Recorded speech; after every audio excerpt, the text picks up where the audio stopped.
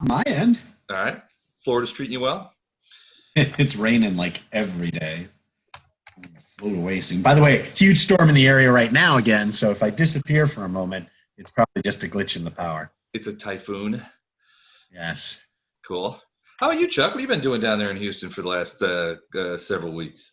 Well, I Yeah, think besides sweating a lot. I was gonna say I think for the last week and a half we've had over 100 every day, so we're Hmm. staying we're staying indoors. Ugh. But our temperatures finally calmed down here, but it was in the late 90s for a couple of weeks there. I don't think we ever broke 100 though. Well, this is normal for us. July is high 90s, August is lots of 100s and plus. So tell me something. How far is Houston from Dallas? And I think I may have asked you this question Four before. and a half to 5 hours. 5 hours. Okay. Reason I ask is because a friend of mine reached out and asked me if I wanted a lead account director job with her agency, but the position's in Dallas. She was asking me if I would be willing to move to Dallas. Yeah. I don't know that I am. And your response was no. Yeah, my response was, that'd be pretty hard. So Dallas is not a bad place. I've been there a couple of times. It's not terrible. I don't know. Moving to Texas is not For those of us in Houston, we refer to Dallas as South Oklahoma. So Good. That's what they deserve. Now, is Houston on the coast? Like the Gulf Coast? yes, Really? sort of. It's close enough. Cool. All right. Do you get down the beach very often, or? Depends on what you call Houston, because Houston, the city, it's sort of like, in a way, St. Louis. There's St. Louis, and then there's the greater St. Louis area. Yep. So Houston has the city, which is on bayous, but is not on the coast, not on the water. But the greater Houston area certainly is. I got you. Okay. All right. And I'm probably, I don't know, 40 minutes from the beach. Oh, that's not so bad. You get out there very often? Yeah, usually at least a handful of weekends every summer. I know Dan there in Florida, he gets out to the beach pretty much every afternoon, right? A little surfing, I just love going to see the red tide and smell. a little surfing, a little dubage. Yeah, there's nothing like algae and bacteria and dead fish to. Flesh-eating bacteria. Oh yeah, that's right. You haven't seen it. Nobody's shown up to work for that with that, have they? And alligators. Ooh. Oh boy. Gordon, don't let me forget. I still have your hip flask from Gen Con. Don't let me forget to give that back to you sometime. Next time we see you. I don't want to forget that. Went to Gen Con, forgot all my hip flasks. It was Yeah, and we were real happy about it too. It was pretty stupid. Gordon, are you guys missing a camp chair? Yeah, I left one for you guys to use. That green one. Yeah, so I have your camp chair. I still have Les's tripod because we forgot to make the transfer. Oh, I forgot about that. I might have a couple of other things that I need to find out who it belongs to. Yeah. Yeah, the only thing I really care about is that sewage line, because I really need to put that back in the motorhome. Oh, yeah, I want to get that back to you. We'll figure it All out. right. Maybe I'll try to stop by Friday nights one of these days and game with you guys when you're there. Yeah, I think that'd be awesome. We'd love to have you come back and game with us on Fridays. All right, so haven't heard from Matt, so we shall continue without him. But in the interim, it's fun to go back over what has gone before. So this is night 3 of this particular battle, in which the party has been effectively split up for 2 of those 3 nights. On the top deck, we have an interesting scenario. We have on the top deck, we have none of the combatants, and then the bottom deck, we have all the combatants. So, on the top it doesn't deck, work out for us top deck ones. we have Beltran. I'm going to put Phineas underneath there. We have Beltran and Snapper, and that's it for the team up on the top deck, who have single-handedly been fighting not only about a half dozen of these fire shooters, but also have been fighting a couple of these Clay Golem guards, and doing a pretty good job of it too. I think so. Props to Snap for coming up Absolutely. with the water, making the deck slippery and pushing them off. We still have as you can see, one of the golems is still alive, although he is currently prone in a giant pool of water on the slippery deck. We have another one of these fire guys who is still alive. But he is in the middle of a enormous puddle of slippery water, which we are interpreting as a grease spell. So he's going to have a devil of a time getting out of there. But you never know. These guys are dangerous and troublesome, and you never know what kind of things that will, you never know what the dice are going to do to you. You're gonna say, hey, you kind of messed up. It's not just two of us up here. Who else is up there? Hilarious. He's halfway around the boat now. So in like 2 more nights. That's right. Hold on. I forgot. There's Solarian. He'll be swimming around. Practicing the breaststroke. Right. Yeah. He's so Solarian is over there heading for the one assumes the ladders. Still continuing to swim mightily, although he's right by the engine of the ship right now. So I hope they don't fire it up. I wouldn't be surprised if he just keeps swimming. How things are going. Just keep swimming. We're back to How's show. that going? At it with you guys. All right. So Solarian in the drink. Solarian has gotten a bird's eye view of some of this stuff. He's watched a lot of these little fire dudes go slipping off into the water, but hasn't had an opportunity to really sort of participate all that much. Then we go below decks, where a lot of interesting things have been happening. So let's just take a look down there. You can see that Heil is down there, Leonard is down there, Bjorn and an enlarged Llama are down there. They have just managed to defeat 2 of those cat creatures. Another one escaped ethereally somehow. They're in sort of a barracks area or a galley area, but unlike any barracks or galley that you've ever seen. Very strange. You've also been looking at, Leonard has been sort of trying to read some runes on that wall there right next to this thing here in the barracks area, trying to make heads or hides of that. There are still guys, as you can remember, before you came into this area, you were fighting the plant. Somebody did something to the plant, which I don't remember, which caused it to suck back down into the hole through which it had protruded down into what must be a deck even lower than this. There was a fireball below it. Yeah, somebody shot a fireball down there. Did not necessarily hurt the plant. Don't know what happened, but it did go down there. That hole is very dark. You can't see anything. It's almost like magical darkness covers it. So very, very strange. I have to apologize in advance because, oh, wait, I do have them. I have the initiative order, I believe. Let me make sure this is the right one. If it's the one that has me going twice a turn, that's the right one.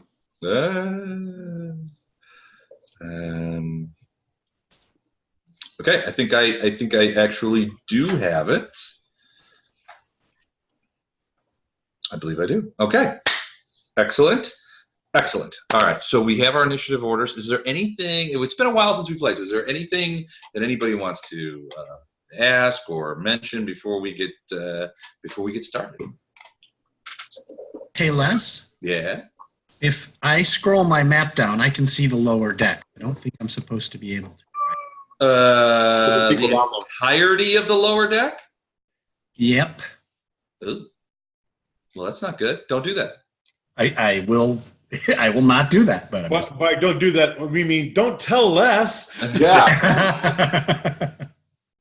I don't know that there's. Okay, so let me. Now, can you just see where the guys are, or do you see like an entire ship or an entire thing? The entire ship. Oh, And I always can go see- down to the 3rd level. Not that there's. I'm not that there's anything I'm going to tell you about that. as you say, I can see just where the guys are down there, and that's it. What? How about now? Yeah, still seeing everything. Damn. Again, if it's just me, I just won't look. That's fine. How could you see everything? That's crazy. I don't know. I thought it was weird. Your video is showing nothing, but I'm like, ooh, I'm seeing the whole thing. Dang. Do you think it? Well, no, it shouldn't. I mean, you should not be able to see everything. What if we're on the top deck? Am I supposed to be able to see the bottom deck? No, can you? Yeah, sure. I'm not paying any attention to it. I have my own worries, but I can So see everybody it. can see it. That's, I can only see the bottom deck where our people are, and that's it. yeah, that's what you should be able to see. Yeah, you No. should not be able to see anything. And that's else. all I see. Oh, so Doug and I are special. Yeah. Have Yeah, you made I them don't know. what you gems show on somehow? what you show on the video, when you scroll down and you just get a little spot down there, that's what I see. Right, this here, right here. Yep. Yeah, That's exactly what that's was what everybody should be able to see that. The rest of it, you should be. So I guess I got to ask, Doug, Dan, can you guys see the plant? No, Yes. I could before, but I didn't Don send a here? Let me. Did I refresh or something? Maybe. I don't know. Try Again. that. I guess you shouldn't have that that level of. I agree. Yeah, because that's a global thing. It's not like I don't even know of a way that you can let some people see everything and some people have to deal with that. GM. I don't know either. I cannot see a plant, Okay. but Well, I you can see see everything llama. I can Okay. see the other two bad guys that were crossed out. Yeah, that's okay for you to see Okay, those. that area is fine. Okay, I just went out and got in. Everything's the way it should be now. Okay. Well, just try to forget all those things that you saw. I don't even know what you're talking about. I've already Facebooked it. Facebooked it. Yeah, screen share. It's tweeted. All right, cool. So, any other questions besides you guys peeking into areas of the ship where you're not supposed to look? I didn't do it on purpose. Nope, nothing other than that. That's all we do. That's all you do? All right, perfect. Okay, cool. So, the party is split up. We've got 2 people up on the top. We've got 4 people down on the bottom. What I'm gonna do is let's Dan, I remember you there, even though the DM keeps forgetting you're there. Yeah, three thank people you. up top. Sorry.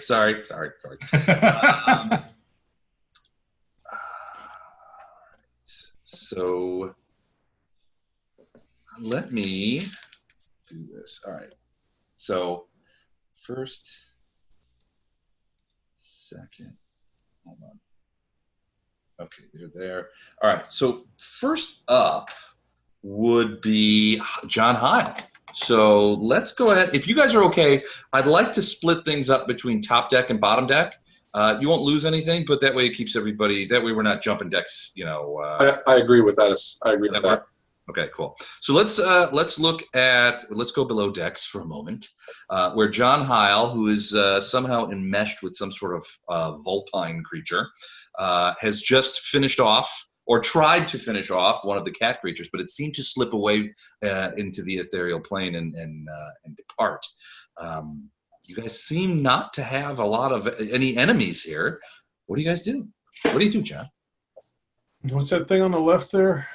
Looks like a fireplace sticking out in the room. It's kind of like a cabinet almost, but the front of it's built into the wall. So it's almost like a walk-in pantry or something like that. I mean, if you were in a ship, it would be sort of like they have different words for it on ships, but the cabinet.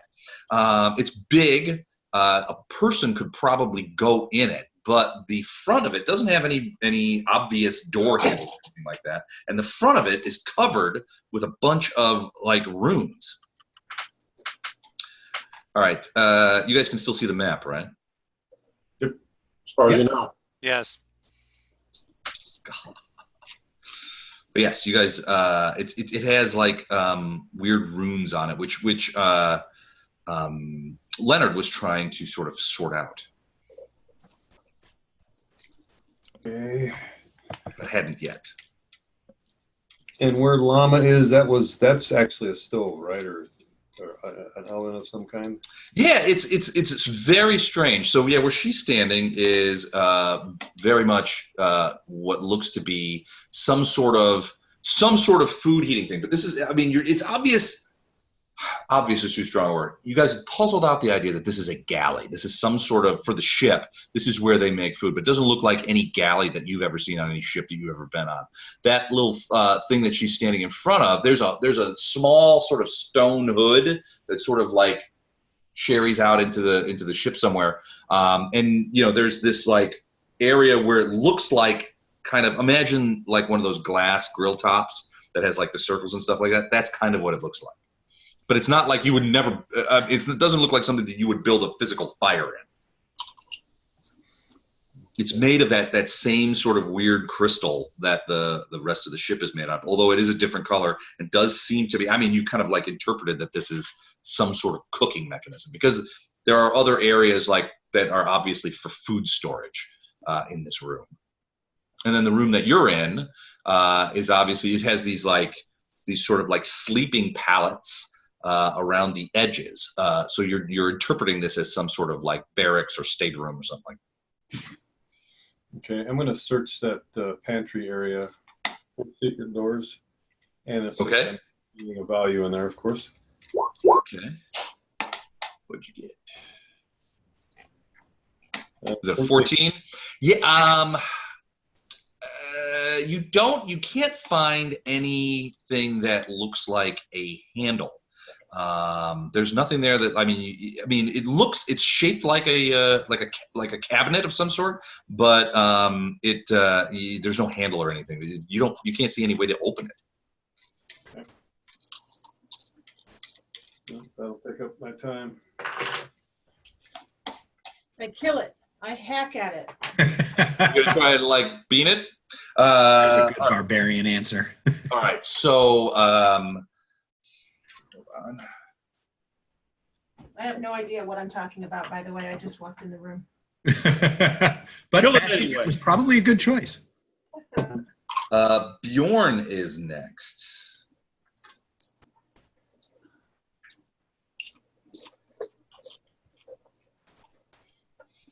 I can get to here, look Okay. at the little wall thing, and It's- ask these smarter people in the room, is this something else you have to touch, like upstairs? Who are you saying is the smarter person in the room? Leonard, It should be kind of like, I think Leonard and John would count as our brain trust down here. okay. Llama and I just get aimed at things that need to die.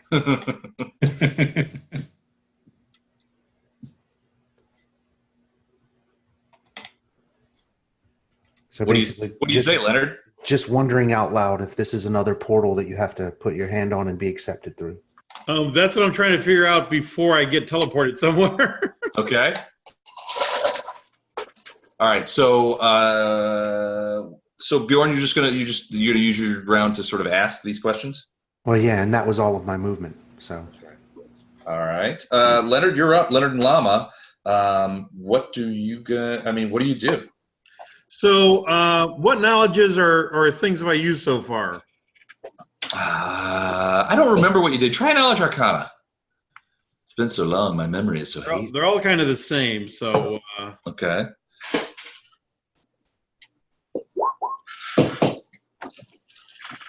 It's a stone cold whodunit. Yeah, I mean you so I think you've done detect magic on here. can I do spellcraft? Yeah, sure. 26. Okay. So 26, I mean, so knowledge arcana didn't help you, but spellcraft, I mean, it's obviously to your eyes some sort of abjuration magic that's triggered by something. You're not sure what the trigger is or what. I mean, it's kind of your suspicion is that it's some sort of protective magic. It's definitely abjuration school, but what it's protecting, you have no idea. And honestly, this like much of the magic on this ship, this is in large part alien to you. I mean, you're stretching your intellectual abilities to try and puzzle this kind of stuff out. I mean, it's a preservation spell where they stored food and kept it safe.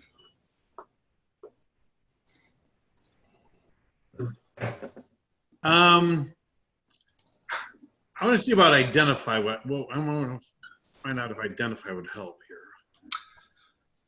Identify. I don't know that it would. Identify is very specific. Let me look at that real quick. It gives me a +10 enhancement to spell check or spellcraft checks. Okay. So let me cast identify and then do another spellcraft. Doesn't identify take like 10 minutes though? Yes. No, it takes a standard action. I was wrong. What? It's identify as a standard action, according to this.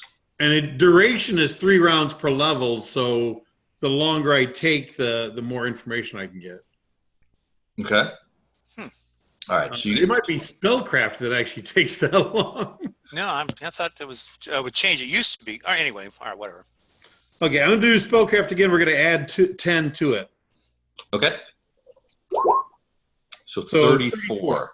It's definitely a ward of some kind. Your guess is that it's some sort of what you're getting off of this is that it's a locking mechanism, and that the right combination of words. It's not a touch kind of thing where you put you like on the door like John Heil mentioned. It doesn't react to touch. This is definitely something that reacts to command words. Speak friend and enter kind of thing. But to fail in the command words sets off a locking mechanism, an arcane locking mechanism. Now, as far as you can tell, it's just closed right now. It's not locked, but you still have to sort of command it to open. Okay, we need to go elsewhere to find something else.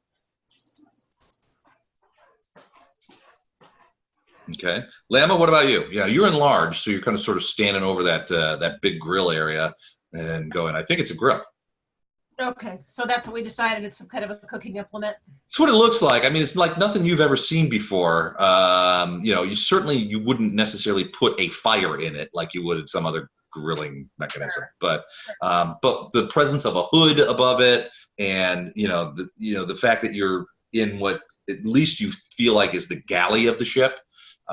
Seems to be telling you that this is some sort of grill. I'm not feeling very healthy, so I've got a couple potions of Cure Light. I guess I'm just going to quaff one and then go stand here by the door and listen, keep an ear out. Okay. So what are you're gonna quaff a potion of what? Healing? All I've got is a Cure Light, but I'm going to do it. All right. Do you want a perception check for listening, or does it matter? Sure. Yeah. No. I mean, that door is open. You should be able to see through it. Can I walk through it in my size? Sure. I mean, as you pass through it, it would enact the squeeze rules, but there's nothing in there. Just the hole in the ground and the dead dude, the dead clay guy. And then so I'm actually going to go here, like right here, and listen up the stairs. Okay. Give me a perception check. 22. Yeah, you don't hear anything from upstairs. Nothing going up on the deck. You don't hear. I mean, Lama, you've been on ships before. Usually, if you're below decks, you can hear people wandering around on the top, their boots against the wood, people yelling, people calling out things, that kind of orders being given and received. You hear nothing upstairs. Now, you're not sure if that's due to the nature of the ship and the doorway or what, but I mean, it's silent. Okay, I didn't really expect much. I just was gonna go try and be useful. Okay. And then I'm just gonna. The Cure Light's 1d8 plus 5. Is that right? 1d8 plus 5. That's correct. Okay. I'm gonna roll that and lick my wounds and listen. Okay. All right. Let's go above decks. Dun dun. Dun, dun, dun. Let's our all-seeing camera eye goes to the top, and the first thing that we see is that guy, that clay golem guy, trying to get up. Now, at this point, he is prone, so he's trying to get up, and it will require I'm looking at the spell here. Reflex save, I believe. Mm-hmm. To get onto his feet. Oh no, it can be an acrobatics check or a reflex save against the DC of the spell. So Doug, what was the DC of that spell? Let's see here. That was. Clay golems do not have any acrobatic skill. So it will be a reflex save. There is no save. Well, it's no save from the water, but I mean from the what would be the DC if he could, if there was a DC? I mean, so it's 10 plus the spell level plus your. Yeah, I can never remember. Is it your caster bonus or your caster level? Would be that's the same. So the DC on 0 level spells is 15. 15. Okay, so he needs a 15 reflex save to try and get on his feet. His reflexes are not great, so he's going to. Oh, but he does. He manages to get on his feet. There's nobody there nearby with a melee weapon to try and get on that. So he is going to try. So he uses his action to get on his feet, and then he is going to try and move forward. As soon as he takes the step, he's got to make another saving throw. He's got to make another saving throw. So he is moving towards Beltran. So he's going to have to make another saving throw to stay on his feet to move. I believe it is the half of his movement rate. And he made it. So he moves. His movement rate is. Hold on a second. His speed is 20. So moving over this, he can only move half. So he moves 10. So he is going to walk out of there. And you see him. He walks out of the water and begins raising that axe that he has over his, or sword in this case, over his head to chop down onto Beltran. He can't reach me. He can't. Beltran's in the air. Oh, that's I'm 30 feet up in the air. 30 feet up in the air. I hate that. So he is. I don't actually at all. Stab upward at you. He's trying to stab upward at you. All right, so that's him. It's your turn, Beltran. Well, I'm gonna do what any good healer would do And and run away. and shoot the piece of crap. A healer after my own heart. All right, so you're going to shoot arrows down at him. Yeah. Okay.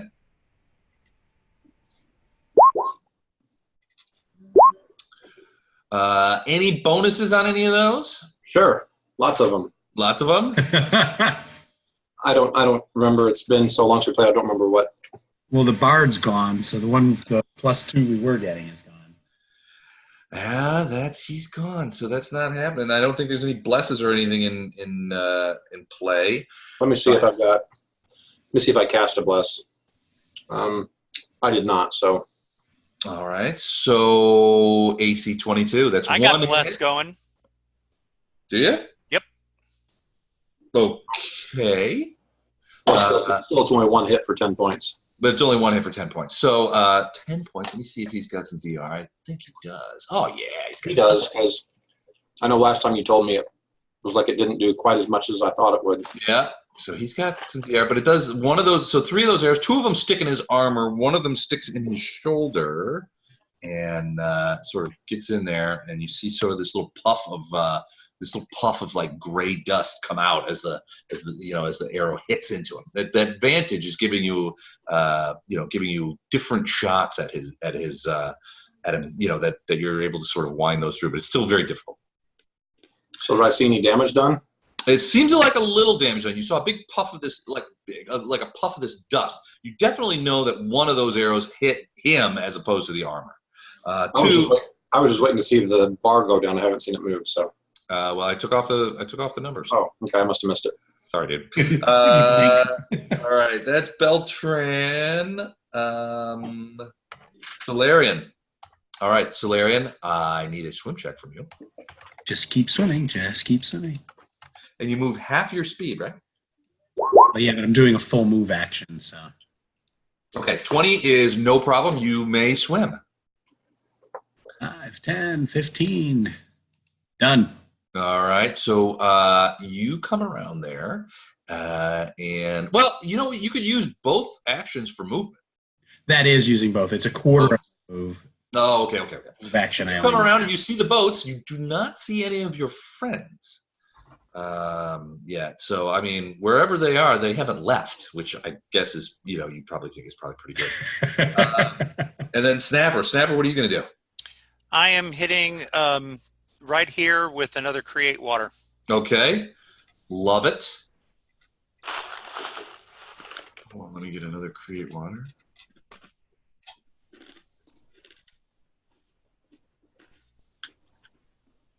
And you're gonna do it right under it? Yep. Okay. It should. You know.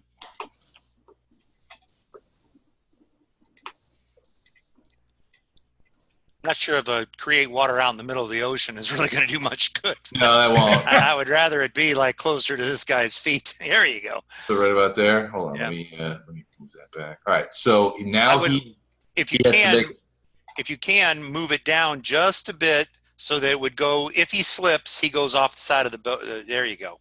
Okay, like that. All right. Yep. So it is dribbling off the edge. All right. So let me roll. He has to do another reflex save.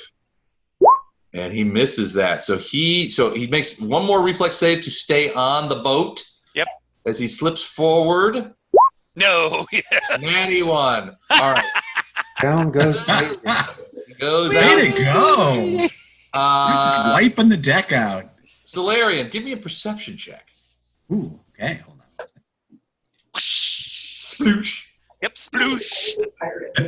Words I say to them being yelled. 16. 16. So you don't see what happened, but you hear a pretty substantive splash down at the other end of the boat. You're not sure what happened, though. I hope that was one of the bad guys. I hope that was one of ours. You also hear cellos. All right. Snap, you going to move it all? If I did I see him go Yeah, away? you saw him. You cast the spell. He was moving for Beltran, sort of jumping up and down, trying to stab Beltran up in the air. They're not. And I don't see anybody up in this area. No, All he's right. gone. I dispel this. You can't dispel it in the same round that you cast it. All right. Well, then You can I'm dispel it next round. You can move though if you want. Now there's one more of these guys is over here. okay. Is this going up or down? Down. It's going down. But it's going down to here. Yeah, it's going down into that area where in between the Okay. between the two portals. I'll just go move right here. And duck down to get some cover Okay, so you're down. Oh, you're ducking away from the caster. from If this I side. see you going down there, I'm going to call out free action. I'm going to point over to the other side of the boat and say, Solarian went off the ship over there about a minute ago. So then I look up and I say, Basically, I'm going to point over here and say, we lost So- Solarian right here. I'm like, what do you want me to do about it? Just letting you know. Fine. New guy just joined the team. We don't. New guy overboard. Okay. NGO. What is? Words were follow me. I have absolutely no points in swim, so it's like I'm like, okay, I'll Dead. look out for him. I don't know what to I hope say. he's all right. Hey, you're higher. Look, you look for him. Can you see him? I mean, for crying out loud. Give me a perception check, Beltran. You might be able to see him. Yeah, he just came around the other side of the boat. You see him? Like, You even know what underwear I'm wearing. Mr. Hawkeye, yeah, he's over there, and yeah, Then what are you asking me for? I just saw him. I didn't see him till I Until like you pointed where he was at. I thought that you'd have your connection with the deity, and all right. all right. Lastly, this guy is going to try and move, which means he has to make a DC 15 reflex save, which he does not make. He moves a little bit and falls back down. So you'll remember, Snapper, that this guy was like steaming, like Yep. he tried to shoot at you, Yep. and no fire came out, like he'd been put out. Well, now you can hear this like as he falls to the ground, and you can hear the sound of like metal on that quartzite deck as he tries to get back up. So he's down. All right. A puddle that looks a lot like a Mickey head. It does kind of look like a Mickey head. I imagine a lot of things look like a Mickey head to you, though. Like, That's not Dan, I mean. All right, so back down stairs. Let's go to Heil. John Heil, what are you doing? So you and Leonard are standing around, and Bjorn are standing around this cabinet. which seems to have some sort of warding mechanism on it. Leonard is pulling out all the stops, trying to figure out what it is. He's got his hand, he's kind of like, communing with the elders and, deep thinking and all this other stuff. What do you do? I got nothing short of dropping down into that hole, which I don't think we want to do right now. I think we should probably go back up and try to rejoin with the party. But I will wait for Leonard and Bjorn to acquiesce to that or tell me something else to do. Bjorn, what do you think about that? If we're not going to drop into that hole, I want to go back up also. Yeah, Always because doing the holes. Well, so identify continues to work for a while if you want to try and see if you can puzzle out the command out of this thing, how to make it work. 43? You think you might be onto it. You figure you're 50-50 of making it work at this point. Oh, let me work on it a little more then. Okay. Bjorn, what about you? What do you think? well, he said that he thinks he's figuring out what the command is. So if I work at this long enough, I might be able to get the command words. so I'll just stand guard. Because Okay. we already know that there are enemies that can sort of vaporize into this room. So True. I'll keep an Fair. eye on Don, stuff while he's trying to If you figure want out. to take Llama up and get everyone else back down here,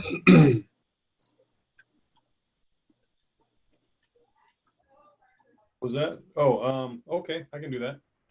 go collect Llama, go back up and get everyone down here. 10, 20, 30, 40. I'm sorry, what'd you ask? Yeah. Okay. Well, so I'll spend this time to just move towards Llama. Okay. Lama, you see John Hale come into the room. You haven't heard anything. You were listening. You haven't heard anything from upstairs. John, what do you tell her? Let's go try to get the rest of the party down here. Sounds smart, let's go. All right.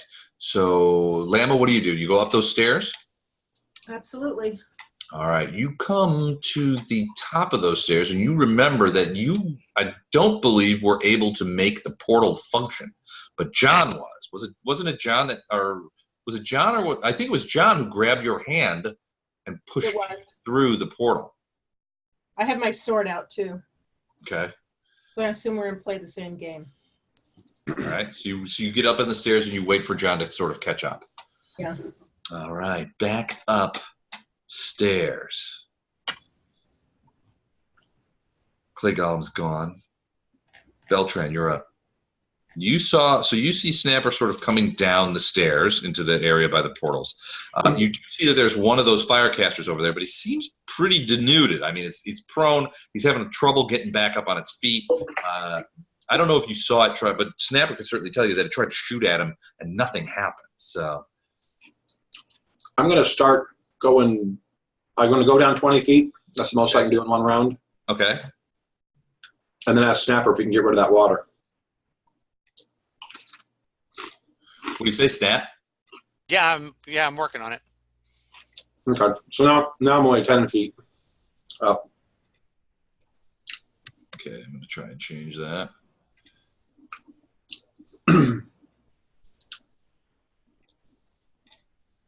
And apparently I'm poisoned.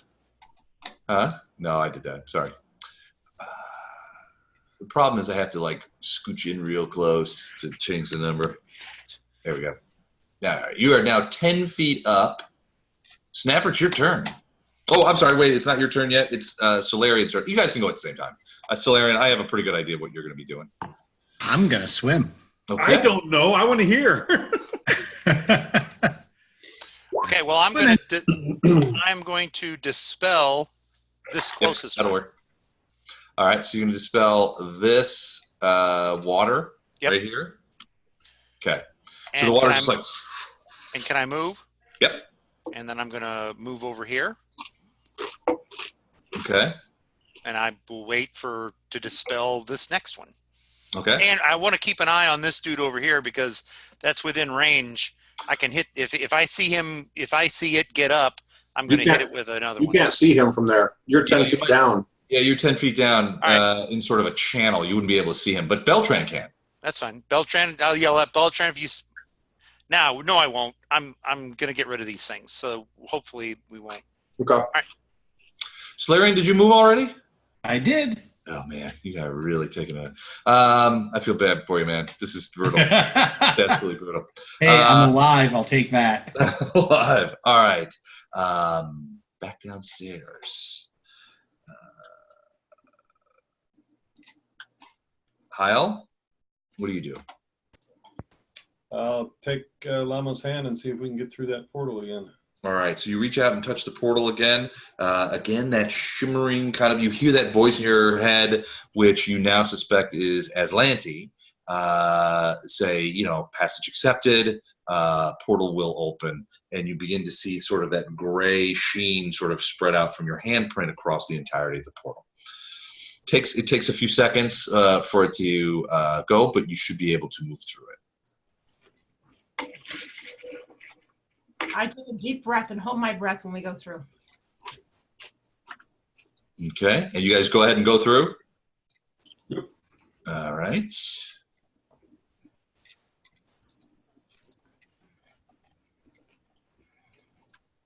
Uh-oh. You guys are in the water. So there's a fair amount of water on the deck. So you come out into sunlight again, and you sort of think, you see Snapper right over there. You see Beltran levitating 10 feet off the ground, but then you look down for a moment and you see that there is a lot of water on the ground at your feet. So I think both of you, definitely Lama, maybe I'll need to make reflex saves. DC 15 reflex save against slipperiness. As you come out of there, you did not expect there to be a ton of water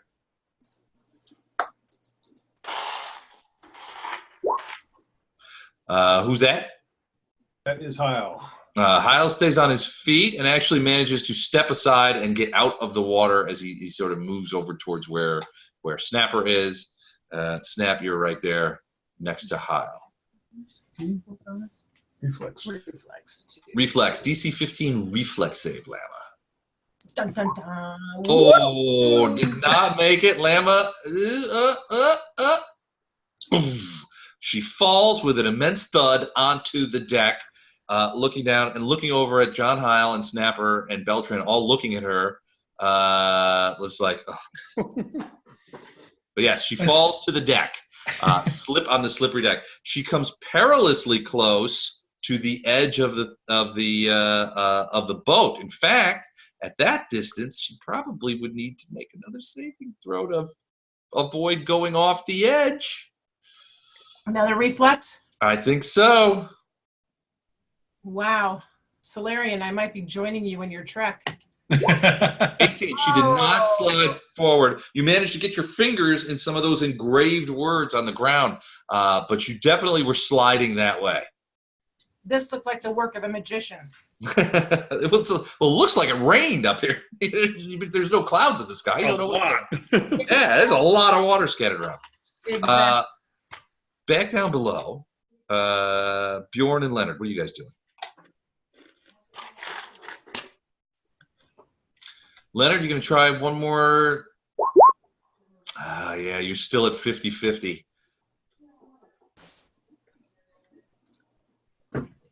That's still plus. You could take a chance. I mean, you think you got it, maybe. No. But you know if you blow it, it locks.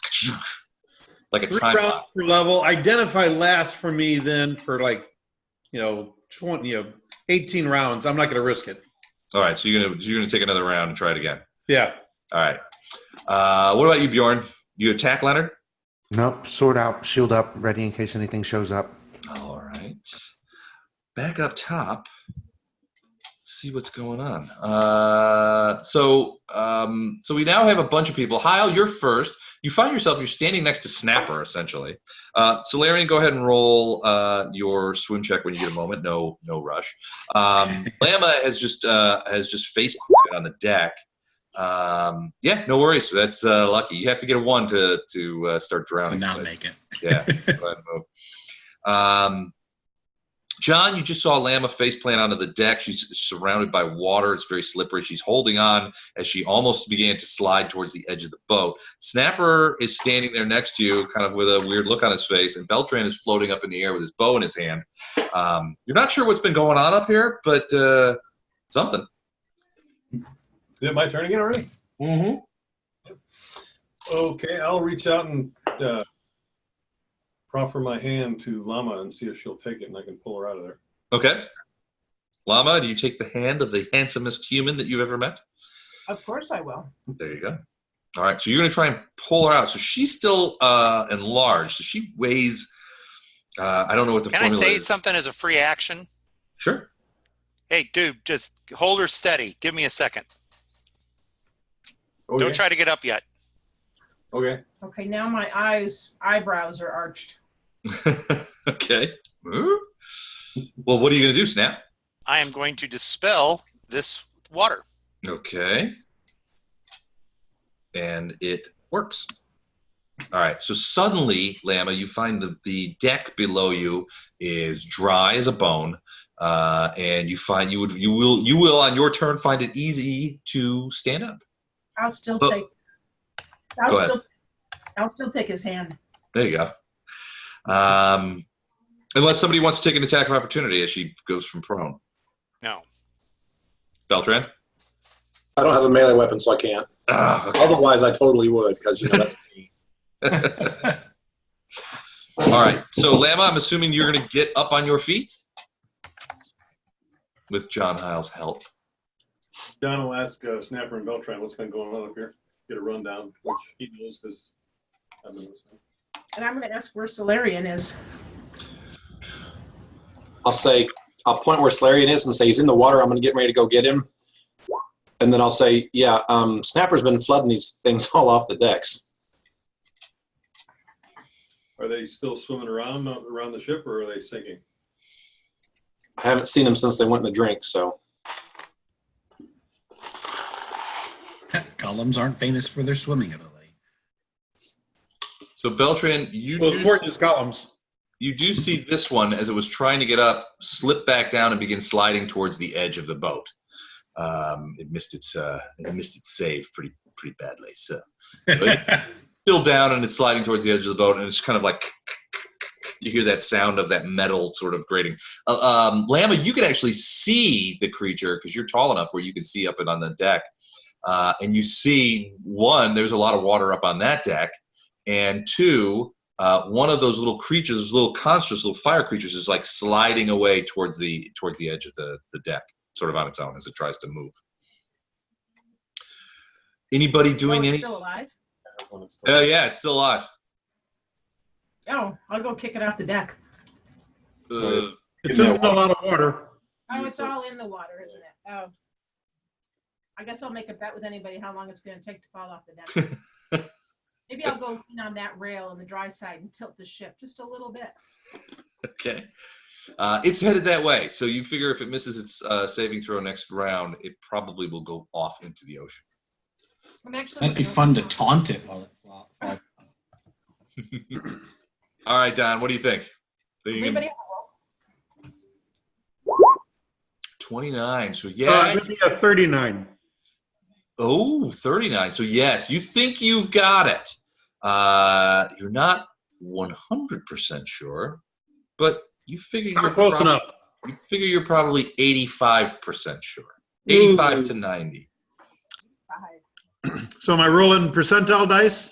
Yeah. You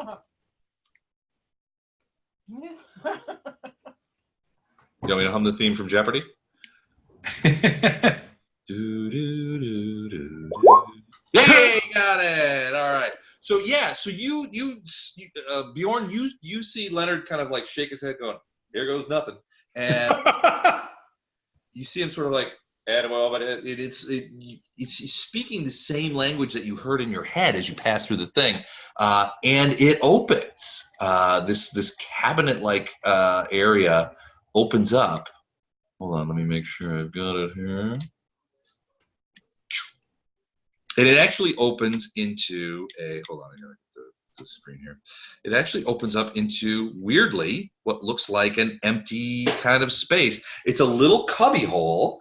And Don, before you go in, Leonard looks at the bottom, and there are so there's like a circle, an arcane magic circle drawn on the bottom. It's not even drawn. It's made of, it's inlaid Into the flooring. into the flooring with multicolored quartz and crystal.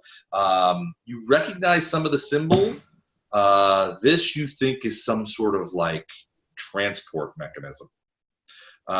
You've seen similar symbols in places that have like teleport stations, where people teleport regularly. They keep these runes and stuff done. This looks very reminiscent of that. The runes the symbols are different, but you do recognize the style and some of the symbols. Otherwise, it is a featureless, essentially a featureless room. There's room for one person to sort of step in there onto the circle. Hey, Bjorn, Yes. I ask you to step not into the door, but at the doorway. I ask you to step at the doorway, and we're going to wait for our friends to come down. So But if I'm anyone comes in that portal, I want you to be there, not me. so So step basically, into the I'm circle. You're on guard. standing in the doorway so that it can't close. Is that what it is? Yeah, okay. Well, honestly, when it opened, it's just like almost like cabinet doors. So you saw a seam split in half. It's I mean, theoretically, it could. I mean, it opened by magic. It could close by magic, but it doesn't seem to be indicating that it's going to. You're like a Walmart greeter. You're like a Walmart greeter. You greet anything that comes through. So Bjorn, probably you could be like 100% sure nothing's going to come through if you were like to step into that circle. No. And just make sure that nothing can come through. I think that could work. Welcome to Costco. I love you.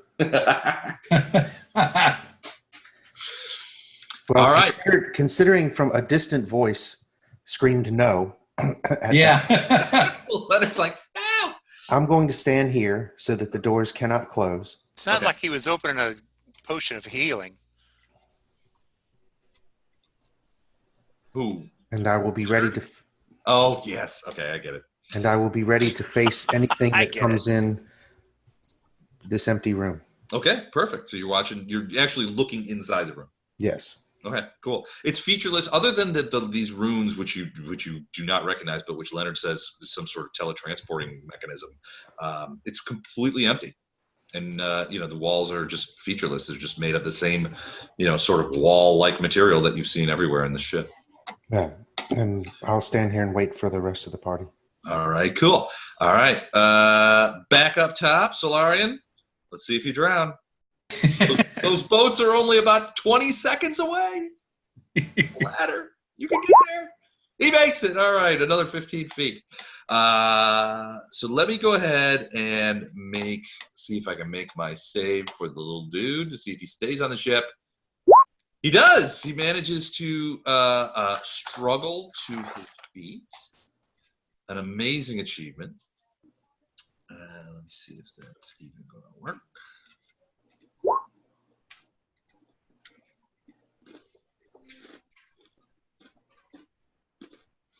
And it's not going to work because apparently I have to be focused on it. I actually probably should use my screen. To the back. I'm trying to do it on the video screen instead of on my screen. So it's like, nope. I'm like, it's back up. It's going to try and move. No, it's not. It's going to try and shoot at Llama. It's thing. So let's see. Hold on a second. If that's true, then I really want to move myself where I was. You can even have a better shot at me. And I want to try and rock the boat and slide it off faster. All right. So you're actually coming up the steps. So it's going to try and shoot at you. So let me go ahead and roll this real quick. But last time I said I was going to go to the deck and try and tip the boat. If it's really going to shoot at me. Well, I mean, you're not big enough to tip this boat. It's a huge boat. Come on. I mean, it's Rock the boat. Don't rock the boat, baby. Rock the boat. Tip the boat over. All right. All right. 22. So you see this thing finally gets on its feet. You're coming up the stairs and you're just like, ha ha, little man, I'm going to squash you. And you see its little arms kind of come up and point right at you. And then you see, and it kind of looks at the hands and points them again. And you see little sparks coming out, but the thing is completely soaked. There's water kind of coming out of like its corners and stuff. There's a little bit of steam coming off of it. It can't ignite. So it tried to shoot at you, and it can't get whatever it is that it shoots to ignite. It's all you see is like these like flint-like sparks coming off of the front of these little jets on it where it would have its hands, but it can't fire. So you're coming up the steps. What do you do, Lama? And the rest of you, what are you guys doing as well? You see, so Beltran, you can see this thing trying to fire at Lama. It's not working. I really came through the portal and not up the steps. If you were going to make that thing shoot at me, then I was going to walk over to the side of the boat. But I came right? I came through the portal. Right. Not up the steps, right?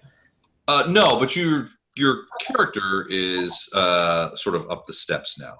Okay, that's cool. So what I'm going to do is yell out for anyone, see if anyone's got a rope, because I want to go fishing for a ranger. Because I don't think I do. I don't have it in my, I didn't seem to pack a rope, which is idiotic. I almost always have a rope, but I don't, this character. If you call and ask for a rope, I'll tell you I can levitate down and grab him. I'm starting to head over there. Oh, well, that's no fun, but okay. All right. Unless you really want the metal hook just to like snag him or something. I mean, you're doing a little elf gigging. Elf gigging. Can Solarian hear any of this? All right. Perception check. Tell us what your elven ears hear. It's all in good fun. Well, most of it anyway. Once she gets the hook in him, she's not going to pull him up. She's going to bob him up and down and try to attract fish. You hear all of this, Solarian. I'm okay. I'll get there on my own. I wasn't gonna hook him. I was gonna loop him. He's only 12 The seconds. ladder is just a little bit of ways away. I'm not dead. I'm not dead yet. I feel fine. I feel happy. All right, John, Snapper, what are you guys doing? Beltran, what are you guys doing? So Lama's asking for rope, preferably something with a big iron hook on it. Yeah, I'm basically heading over there as fast as I can. Okay. I know he's been in the water. I know he's been in the water for a while. Yeah, he is soaked. Lama still is trying to tip the belt. She doesn't believe that she can't affect sliding this thing off faster. It's like a game. Like that game I can get you right there.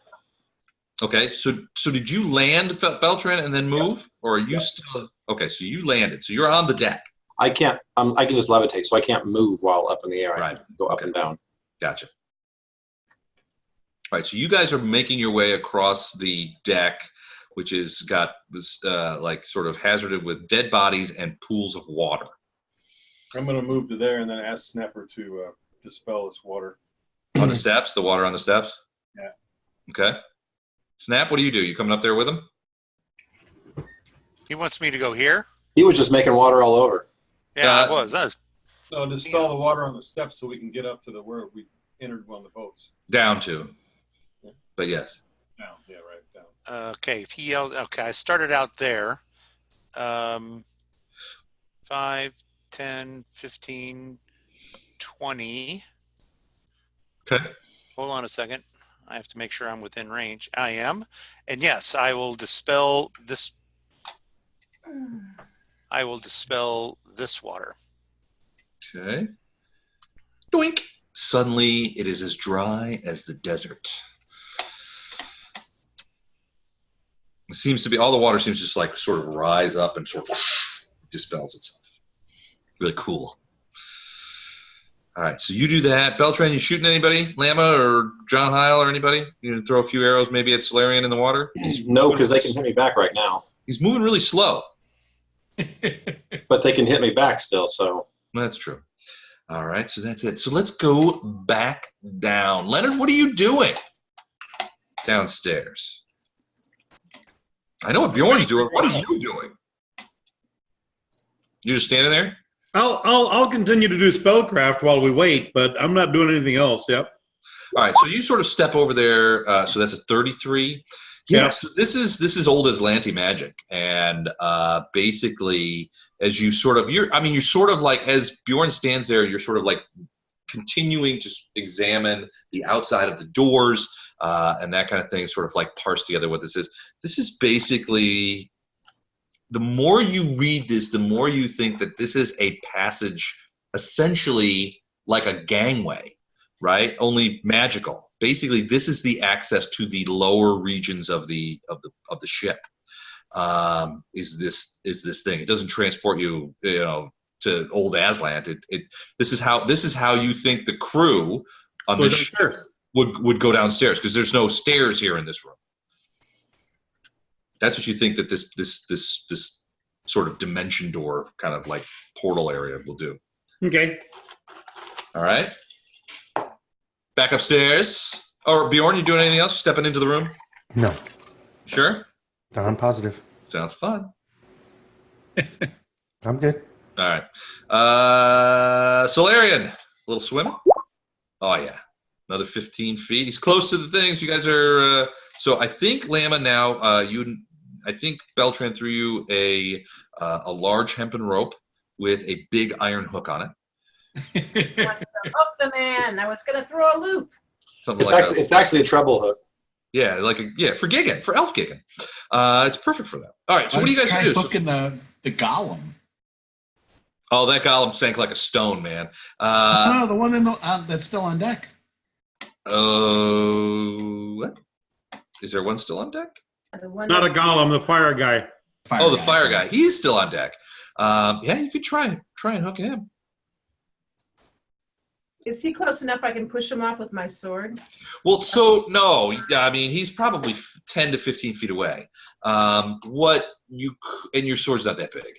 But Being tall with I mean, reach, to get close enough, you would have to go into the water. Okay. Well, so enlarge makes your weapon bigger. Does it give you 10-foot reach? I would think it would. Yes. Then you can attack it. You can give it a poke. I'm going to literally just poke it off the deck. You're just giving it a poke. All right. Go ahead. See if you hit him. What is my plus for that? Well, he's flat-footed because he's slipping around on a pile of water. Let me. Strength, or what do I use? Regular attack with the sword. With a sword? Even though I'm just poking and I'm not slashing? Okay. The hit doesn't change. Okay. I asked because I didn't know. Well, you get bonuses. So, yeah, I think you might have hit him. I'm not sure. Let me check his AC. Let's see. AC. Oh, 35. AC 21. Okay, so this is good. That you hit him so hard that you're gonna have it's gonna affect his reflex save. So go ahead and roll damage. So you reach out there and you sort of like aim real thing, and he's trying to stand up and he's still like clicking off on the thing. And you just go poof, and just like clock him right in the chest. 20 points of damage.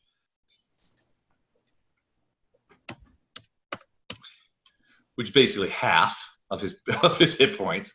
And he is going to have to make another reflex save, or he is going in the drink, and he is going to have to make this DC 15 at -4 because of that hit. And he did not. He got a 1. So you bonk him with your sword. He takes it. You hear. So you actually like prise him open a little bit. He slips a little bit and goes sploosh right off the back. Are we the only ones dead? Mike looks stoic. Sploosh. Sploosh. Bloop. Bloop. And that's the last of the bad guys up top. So what are the rest of you guys doing? Swimming. So Lama does a quick twirl and giggle, stamping her feet on the deck. Don't stay too hard. You're very close to the water. Snapper's going to dispel all the water. Okay. Can you do it all at once? No, I have to do it. But you said, if we're out of combat, I mean. Well, we're still in initiative, so. All right. So anyway. All right. So you can just dispel that one. Right. I'll come up here and when it's time, unless something else shows up. All right. Actually, you know what? We can drop out of combat here. There isn't any more people fighting you. So you guys can go get them. So Solarian, you're back on deck. Go ahead and move forward. John Heil helps you up the stairs, and you are absolutely drenched. I mean, you've been swimming in the ocean for the last couple of minutes. So Is the combat over? The combat is, yeah, you missed it. All right, so you finally you see John leading a drenched Solarian back up the deck. So and the Llama, your enlarge goes away. So you are now normal size. And what do you guys do? So I'll ask where everybody else is. We're going to it's a track good point. everybody down, but did anybody try and fail to get into this portal thing? Before we do that, I'm Yeah, someone did. Llama did, but then she held it. Les, Yeah, there's a circle thing on Llama. Can we take that off her? that's the mast. Yeah, we can take that. anyone heal anything on Llama? And Sniper, you're really hurt And too. basically, I'll tell John that, yeah, we really didn't have a chance to go past you guys because as soon as you guys went through, probably about 6 or 7 of these things popped up and started attacking us. So we've been dealing with them the whole time you guys have been gone. Let's try to get the party back together. Yeah, if we can get the together, band then I back can together. heal some people. So here's the thing, John. You were able to bring one person, but that thing sealed behind you quite quickly. As for the rest of you, I mean, it's as Beltran says. I mean, you guys didn't have a chance to even try it out. We should. Oh my God, I can. You know. And should we try the other portal? And nobody has tried that portal at all. The world is full of questions. Yeah, what are you guys going to do? I think we should get the party back together. Here for getting the party back. Yeah, definitely get everybody back together.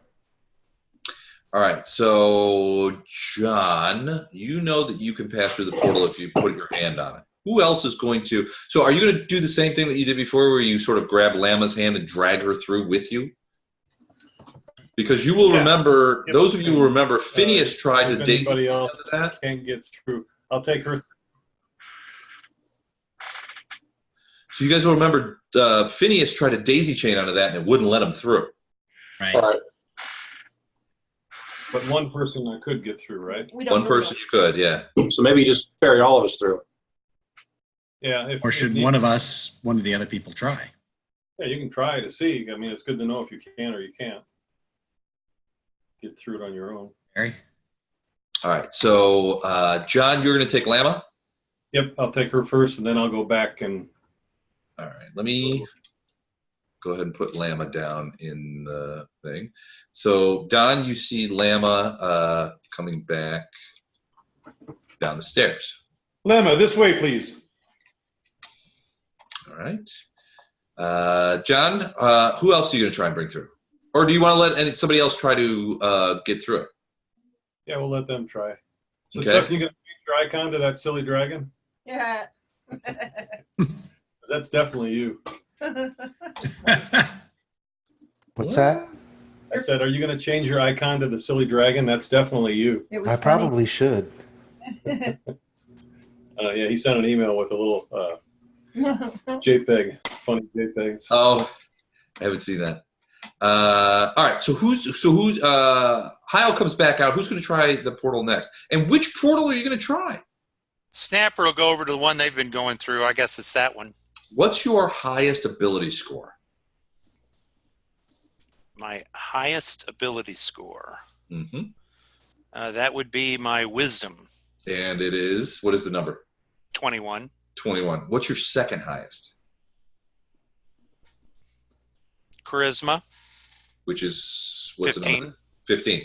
All right, so you put your hand out and you hear in some sort of language that you don't understand, unless you speak Aslanti, it says, welcome, priest.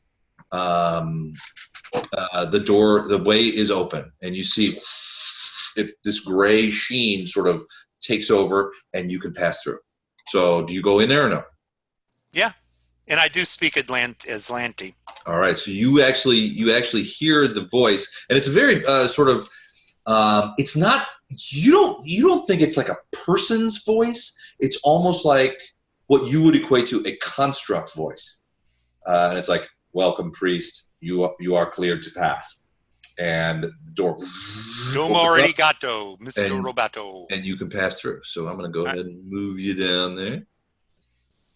All right, you guys. So you guys up at the top see Snapper sort of touch the thing, and it opens up, and he passes through, and then it's back to that shimmery area again. What about the rest of you guys? Want to try, or you just want to hold hands with John Heil and go through that? I'll give it a shot. All right. What's your highest and second highest ability scores? Dexterity 20, Okay. strength 16. Strength 16. All right. So Solarian puts his hand out. Do you speak Aslanti? No. Okay. So you put your hand out, and you feel this like tingling sensation in your fingertips and stuff like that. And again, the gray sort of area kind of like passes over, and you hear a voice which you don't understand. It is like, and opens up, and you pass. Yay. No, you find yourself out in the ocean again for some weird reason. I don't know. All right, so Glad I invested in swimming skill. you see Leonard coming down the stairs, and he is soaked. And you're just like, what in the heck? He is drenched, dripping.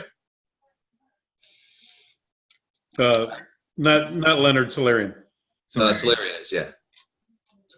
All right, so smell Beltran, good. I mean, if you want to try it out, you can, or you can just hold John Heil's hand and skip it. I'll just go with him because I know that will work. Or you can call an audible and go through the other portal. Yeah, screw you guys. I'm going home. I'm going home. All right, so you guys just going to go down? Yeah. All right. Plus you get to hold his hand, which is... Right. Which is the whole reason I'm doing Don't let Llama see it. She'll get mad. it. He's already mad. All right, hold on. Let me get you down there. I'm having trouble grabbing him. I'm just going to move the portal out of the way there for a second. Mama's got a charisma of 7. She's just happy if anybody will hold her hand.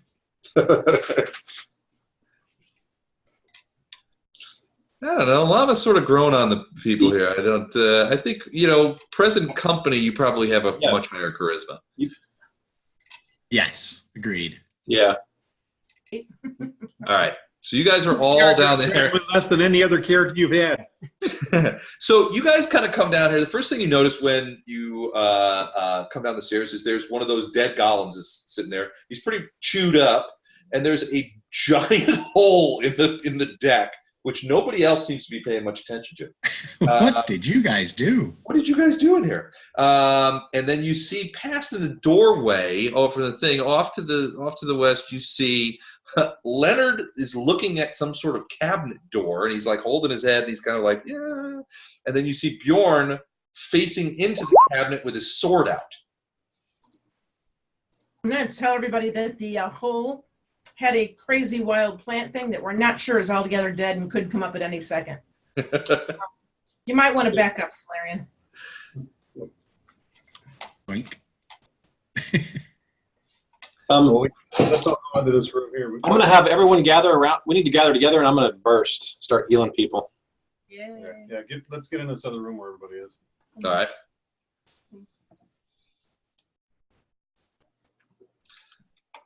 All right. So you guys all gather up in there. So Leonard, am I reading that right? 41. 41. Yeah. This is Aslanti workaday magic. This is so you don't know much about the Aslantes as magic users, though you do respect their magic. It's always pretty tense. This is like workaday magic. This is cantrip magic for them, not for you. Right.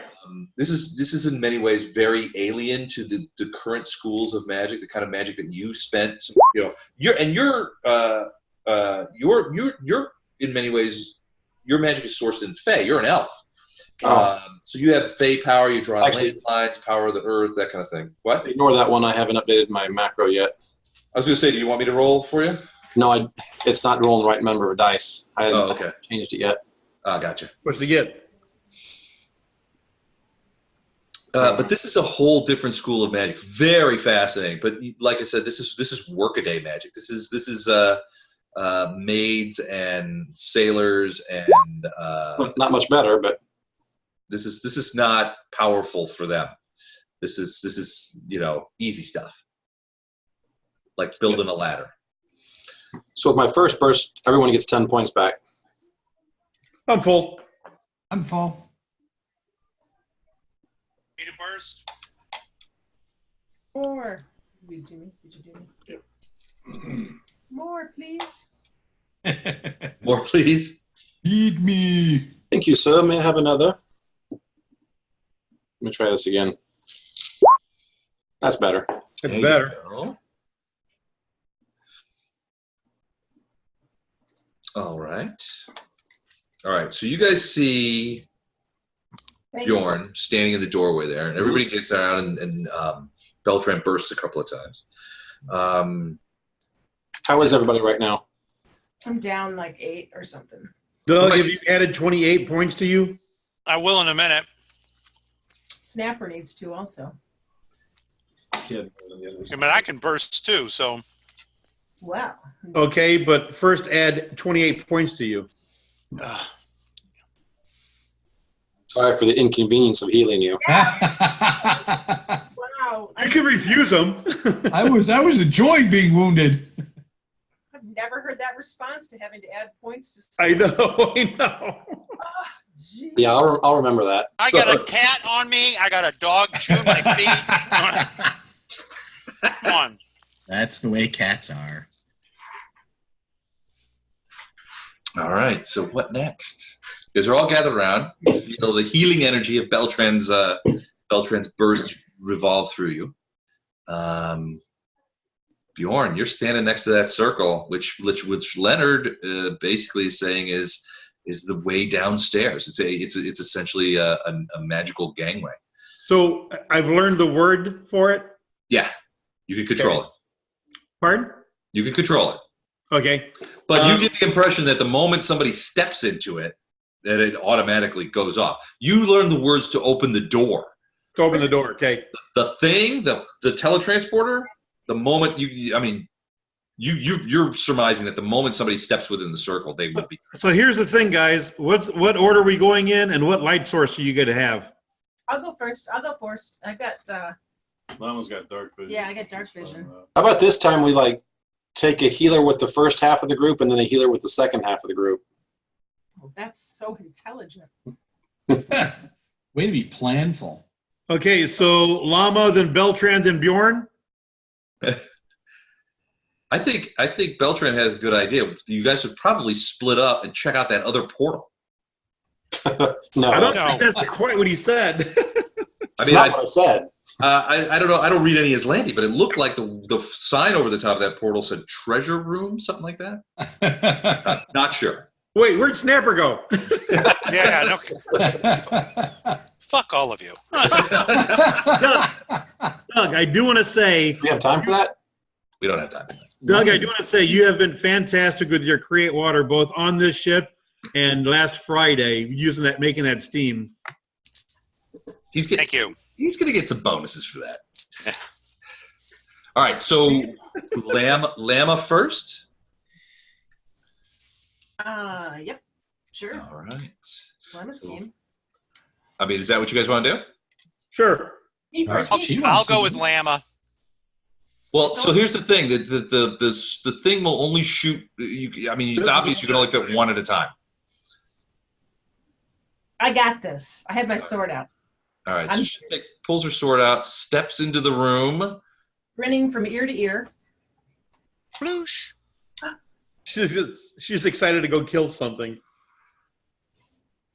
I'm hoping it's that plant thing. Took a bite out of me. All right. Let's scroll down a bit. Lama, can you see? I can. All right. But you find yourself. It's almost as wait before you run. Hello, Scott. Finish the flavor text here before you take off. Oh, So- I'm running. So you find yourself in a room, and let me just describe this for you. Let me do this real quick too. Please.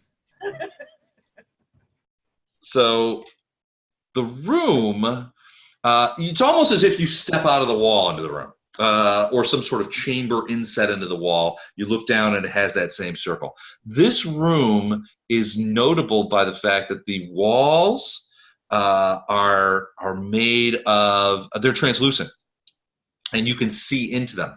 And it looks like each square is a translucent cell of some kind. Now these have doors. Some of the doors are open, most are closed, most are empty, but the one right next to you, which is separate from with this quartz stuff, it's not in the room, but there's a creature in there who is looking directly at you. I don't know if you can see what she looks like. I'm going to say you're very pretty. This is And I'm what going to hold my sword up. this is what she looks like. She's very pretty. Humanoid, very pale, very weird hair, eyes completely black, no sclera at all. But she is in one of these, for lack of a better term, I mean, the first thing that will come to your mind is these are cells. She's looking directly at you, and you see her mouth the words, "Help me," as she sort of you see her sort of press up against what, you can't see it from where you are right now, but it's obvious it's the door of this cell that she's in. And she's looking at you, and you see her say, "Help me." Okay. I'm going to say you're very pretty. Hang on a minute, and show her my first finger. Hang on a minute. And One then second. All right. Did you just give her the finger? the first finger. Oh, okay, all right. A pointy finger. Help me. That's right. Don's got it. Okay. All right. So you step out. Basically, you step out onto the ground. So it's like a little step. And you can see out of the room, there's a set of stairs going downward, and you see, Lama, what do you see there? My friend, my foe. That's the plant is in the other room, kind of, and you can see it kind of But I am Moving trying to around. practice restraint. I'm waiting for my peers. all right. Who's next? Who's I'll coming go through next? All right. Snap's coming through next. All right. Hold on a second. Hold everything. All right. Same thing. You are instantly transported. And you find yourself down in there. You see Lama is there's maybe a 6-inch step downward into the room. You see this room that is filled with these cells. The woman you look over and you see this woman, and she was definitely looking at Lama.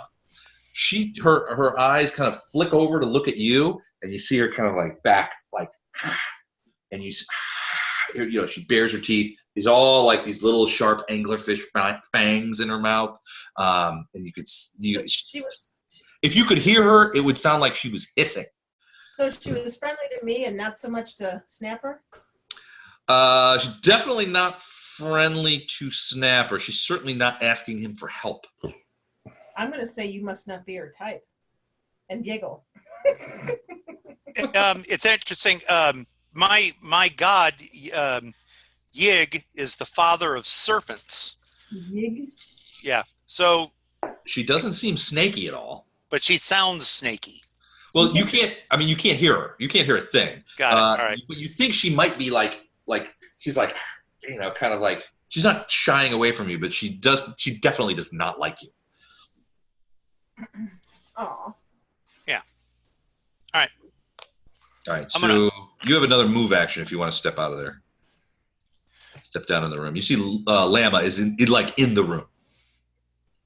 Okay, I'm going to step on the other side of her, Okay.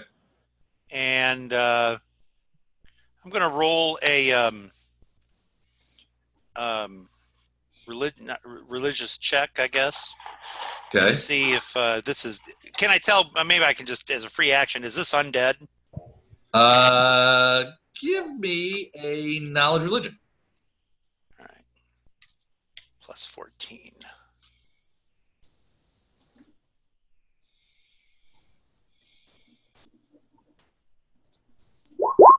21. As far as you can tell, it's not undead. But man, it's weird. Okay. Can I do anything else? Other than move and do that? No, probably not. Okay. All right, who's next in the shuttle? So for those of you upstairs, you just see these people step into that circle, and poof, they're gone. They just disappear. Am I supposed to be next? I don't know. I think that works. Bjorn, yeah. I'll go next. Find yourself into this place next to this creature. You see it looking at Snapper with hunger's the wrong word. It definitely doesn't like him. Then you see it sort of like snap over. It kind of like looks over at you, Bjorn, and you see it's like almost like a look of relief comes over its face, and you see it mouthing the words, help me out, get me out." It's this weirdly. I mean, it's definitely female, but as strange a female creature as you have ever seen. Pure black eyes, white as a banshee, this hair that sort of kind of goes off and like this thing. Very strange looking creature. But it does seem to be in genuine distress. What is your alignment, Snapper? He walked off for a minute. Well, we at least know Snapper's probably a goodly aligned priest. So maybe it's the priest she doesn't like. The lawfulness of him? Well, I don't know if he's lawful. I'm chaotic. But from here, I'm going to move into the room. Well, you're lawful too, right, Bjorn? No. Oh, okay. Chaotic good? Neutral good. Neutral good. All right. So you step into the room, and you see it in there as well. In the other room, you see the plant. Snapper also sees the plant, and he's like, "What in the hell is that?" Careful with that. All right. Who's next? So Leonard, you have a horrifying thought. Is that this is some sort of waste disposal thing that basically they throw the trash. This is how they get rid of the trash on the boat. Yep. And you're like, oh no, I may be executing my entire party. I don't know if I'd say, oh no. Ouch. He says something like, guys, I'll see you up top. Let me know how it goes downstairs. Yeah. All right. I say Solarian or John, you go first. I'll go right after one he is. All right, Solarian. You end up again in this thing, and this woman is in this cell next to you, and she's looking in, and she's like, "Please help me! Please, they're gonna help me." Give me a quick perception check, Solarian. And would a knowledge nature check help at all? Couldn't hurt you. All right, which one is that? Perception or knowledge nature? Hold on, let me double check, but I believe it could be either. You're the same? It was perception. That's perception. Okay. She looks like she's speaking to you in Elven. I speak Elven. Right. That's what she looks like. She's speaking knowledge to you in nature. Elvish. Knowledge nature. This is nothing that you've encountered in nature before. There's nothing in your in your experience that this is a natural creature. This is definitely otherworldly in some way. I completely ignore her and step over here. Okay. Well, she was speaking to you in Elvish, and she's like, help me. Hold it down. Please help me. But it was definitely Elvish. I pretend not to notice. So you just walk out, and you're like, talk to the hand. I pretend to be deaf. All right. Leonard, you're up next to throw yourself into the trash compactor. Yep. Here goes nothing. All right, Leonard. You see this woman. Give me a perception check. You don't notice her. You don't really notice her. No, I mean, she's definitely saying something to you, and in the back. So this is the weird part about it, Leonard.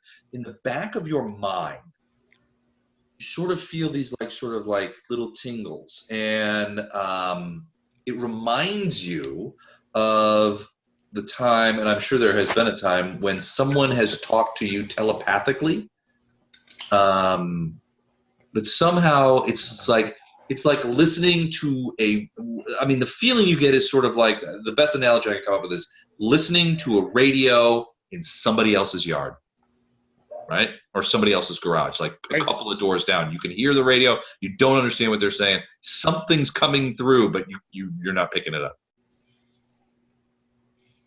Okay. And she doesn't mouth anything to you. She's just staring at you Right. as you walk out. So what do? You also do see the plant.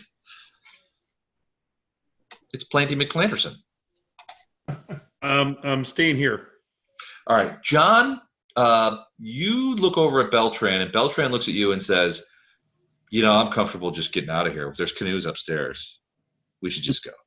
Yep. Because I think Leonard thinks this is a trash compactor. No, Leonard knows it is.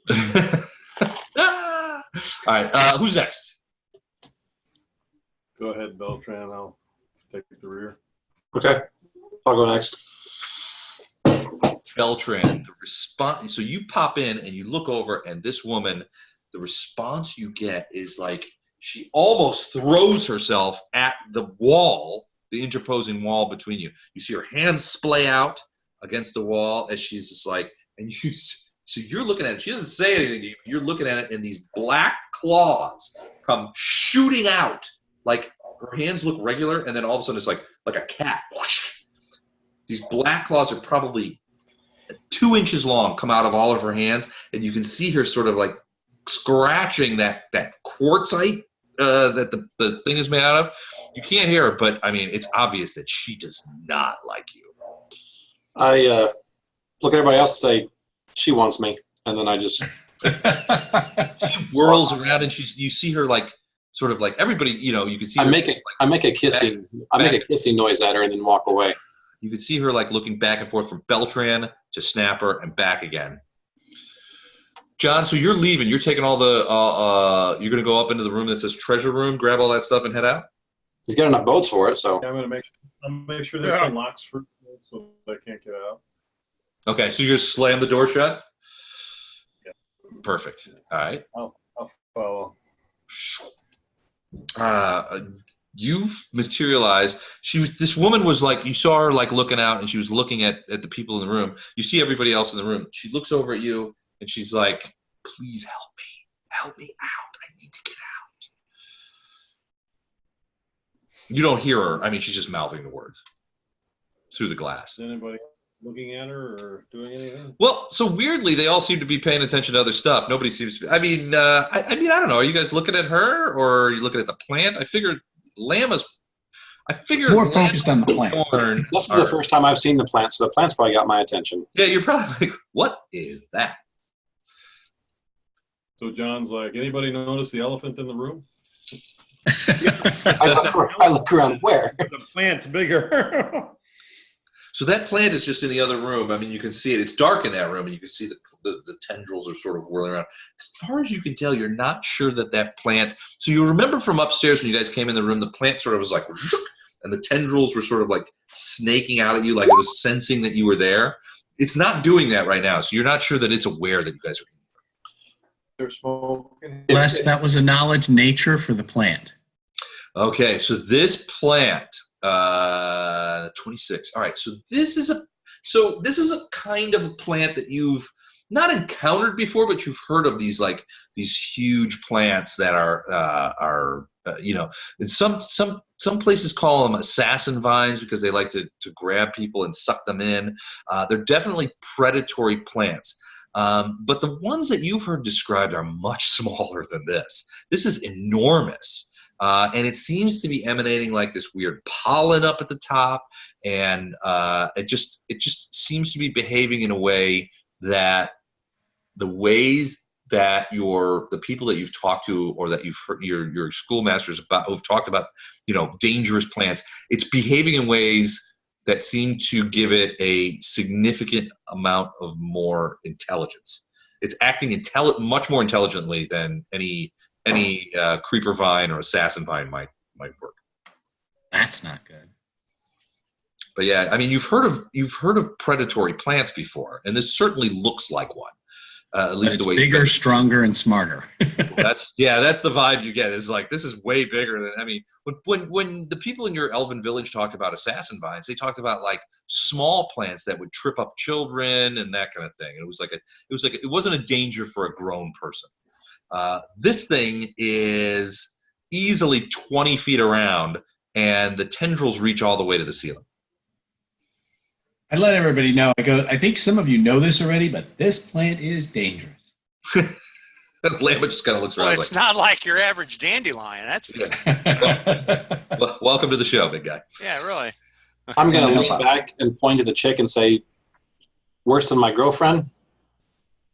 So she's no idea what she is. So she's just standing there. So she's basically in these cells, and these cells are not very big, 5 by 5 by 10 squares, and they're just they look like they're just like sort of sawed or they're made from different kind of crystal that makes up the deck and stuff. So they're translucent. You can easily see through them. They're like not glass per se, but kind of like glass. Yeah.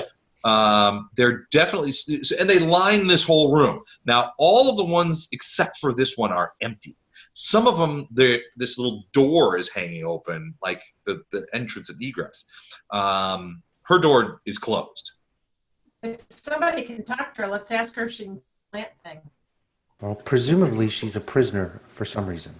Oh, let me talk to her if we're going to talk to her. And she let one of the priests talk to her. She seems to recoil or try to viciously attack when either of the priests are near her. So she recoiled and hissed at Snapper. Her claws came out and she scratched at the thing when it was Belcher at the wall. Well, you can see these claws. These claws were like these big black claws that came out of her fingertips. Sharp. They looked like sharp as knives, and they were easily a couple of inches long.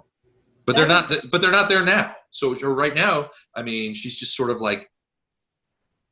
I'll say, do you want me to talk to her? I'll talk to her. Yeah, I'll lay money on her over the plant thing. Is the plant thing all you said, Les? I'm sorry? The plant thing is not moving at all? No, the plant is definitely moving. It's kind of like swirling around and stuff. What it's not doing is like when you guys first. So John, you'll remember that when you guys first came down the stairs, the plant sort of like detected you, and it was like sending tendrils over there. It was kind of like looking at you, sniffing at you, almost kind of thing, trying to determine where you are. The plant is definitely moving, and these tendrils are all swirling around and that kind of stuff. But it doesn't seem like it's got onto the idea that you guys are down here yet. And the smoke from the fireballs is gone? You don't see any smoke from any fireballs down here. Plant doesn't look damaged from fire? It looks damaged. Give me a perception check. Or knowledge nature, one of the two. Whichever you have better. Should it have a health bar? Couldn't it have a health bar? It does have a health bar. You guys just can't see it with your light. 27. Is that knowledge nature or perception?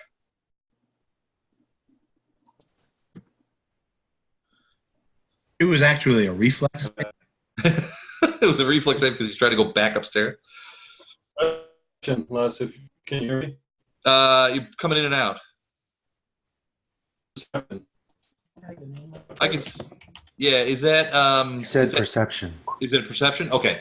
So yeah, actually, you do see that it does seem to have some burn marks on it, although they don't seem to be super bad. I mean, you think it might be regenerating a little bit, maybe like it was burnt and sort of like some new sort of like greenery kind of grew over the burn marks. Some of it is still scorched, and you can see sort of it like hanging down, but it doesn't have like burn marks on it per se. You're worried that it might be indicative that it has some sort of powers of regeneration. You guys rest in general? You guys are. It's hard for us to hear you. You guys are breaking up back and forth. For years, I mean, for weeks, has it always been like this? No. Did you guys hear that? I didn't. Yeah, she was asking if their audio has always been bad. No, it was even good tonight. It just went bad. Yeah, it's just now it's like they're coming in and out. Do you guys get that like sort of weird sort of chromatic sound from them? Yep. Yeah. Is it better now? Nope. Did they say something? Well, you were talking, but nothing came through. Yeah, we can hear sort of like little noises from you guys, but it's not words. Can they hear us? Do you know? Yes. That sounded like she said yes. It did sound like she. It did sound like she said yes. I don't know. Did they just drop off? Typing now. They're typing. Oh, reloading. Okay, cool. All right. So you guys are sort of in the middle of two things. You've got the plant over there, which does not seem to have got onto the fact that you guys have entered the lower deck yet. You've got this one creature who seems like she wants out, but that is a creature that you guys have never encountered before, as far as I know. I don't know if you guys share sort of your experiences with her. Leonard, your experience was different from everybody else's. As was Beltran's. As was Beltran's and Snapper's. Everybody but Beltran, Snapper, and Leonard kind of got the "please let me out" kind of thing. Although for Solarian, she did seem to be speaking in Elvish, which is odd. Leonard, it was almost as if she was trying to talk to you telepathically, but couldn't. Yeah, we're getting away from her. Okay, so what are you guys gonna do? Well, if we're going after the plant, so we buff up and head in there. Okay. I can hit it from here if you want me to get the party started. I mean, I'd like to deal with one threat at a time, and right now she seems to be cooped up, so she's not a threat right now. Yeah. Well, if you're ready to do that, since we're all here, I'll cast Bless, and then we'll move on. But I'm not going to do it unless that's what you want to do. Like I said, you guys, this is the first time Beltran's been down here, so he doesn't know anything about the fight you guys had before. Yeah, well, Snapper's in the same boat. Yeah, Snapper's in the we same don't know boat. anything about your history down here other than the little bit you guys have said, yeah, we fought this thing before. But if we need to take it out, then yeah, I say we buff and then head in there. Yep. All right. Whatever it is, I don't think it was here originally. I mean, I don't think it's part of this ship, part of what No. Heard you perfectly, Gordon. Yeah. Audio's back. All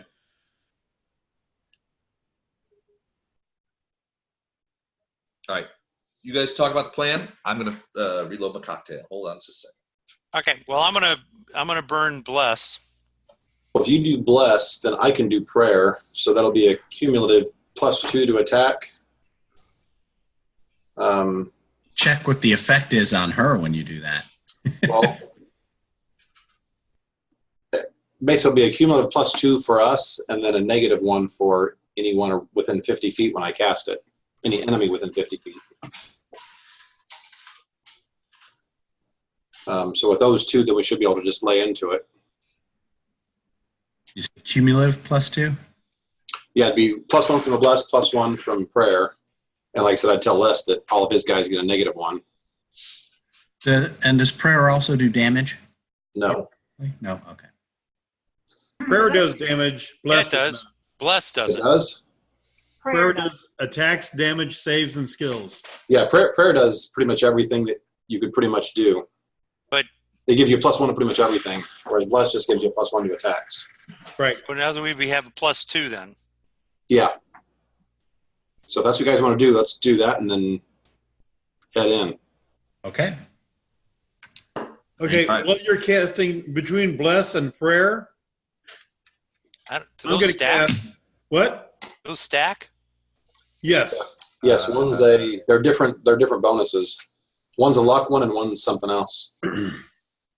One's morale.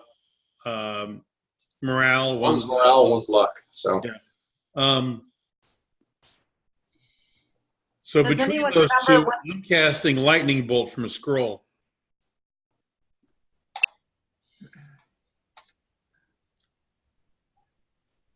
Jennifer, were you talking? It's all right. I gave up. Oh, No, what did you say?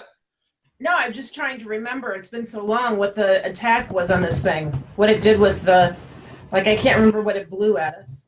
When it attacked us.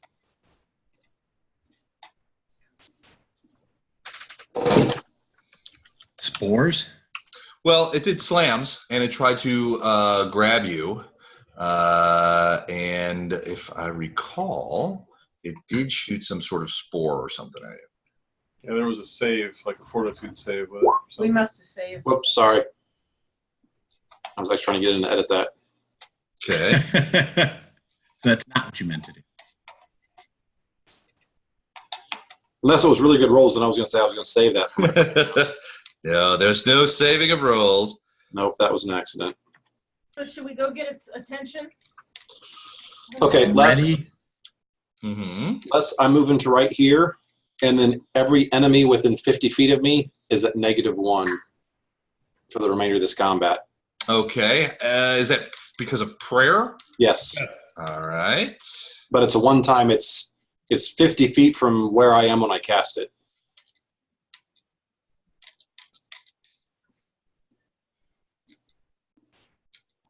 All right. Hold on a But second. they pretty much got a -1 to pretty much every roll they do. Okay. So it's not just attacks; it's any. And that's in a, is that like a radius around you? 50-foot radius. Yep. 50-foot radius? I'm just going to, that's pretty much the whole boat. Yep. All right. Fine. All right. So, Snapper, you cast Bless as well? Correct. All right. Anybody else doing anything? Casting bless and prayer. I was going to do lightning bolt off a scroll. Okay, so you're going to try and use the surprise round to do that. So let's go ahead and roll for initiative and get everybody where they need to be, and then we'll go from there. All right, hold on a second. Oh, I'm going last. And I haven't rolled yet. No, you're not.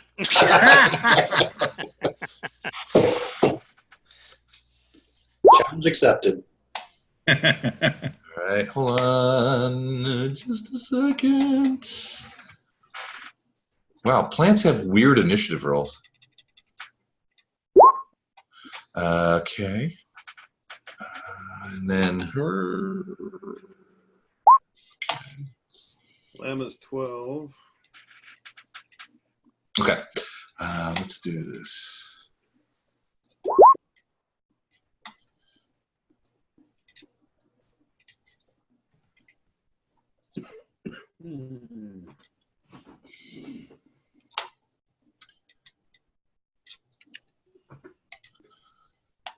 Okay. Llama's 12, did you say? Yes. Okay. Pile is 9. Unless if you want to put on your stuff, this prayer lasts for only the first 7 rounds of combat. 7 rounds. Okay. Got it. All right. Snap, what did you get? 4. Awesome. All right. What about John Heil? 9. Okay. Bjorn? 14. Solarian? 6. 6. I'm right in the middle. Beltran? 32. Okay, 32. 32. Oh, I didn't get a 32. Hold on. What the heck? There we It's, go. it's up there somewhere. An 8. Okay. Leonard? 11. Okay. You know how to put them in order. I do. I've got to get them all in first. Yeah, I know. Are you using that Yep. turn thing? Yeah. Try to anyway. Then they got.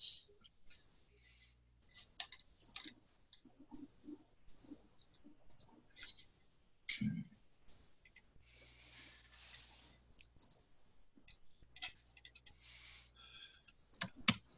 All right.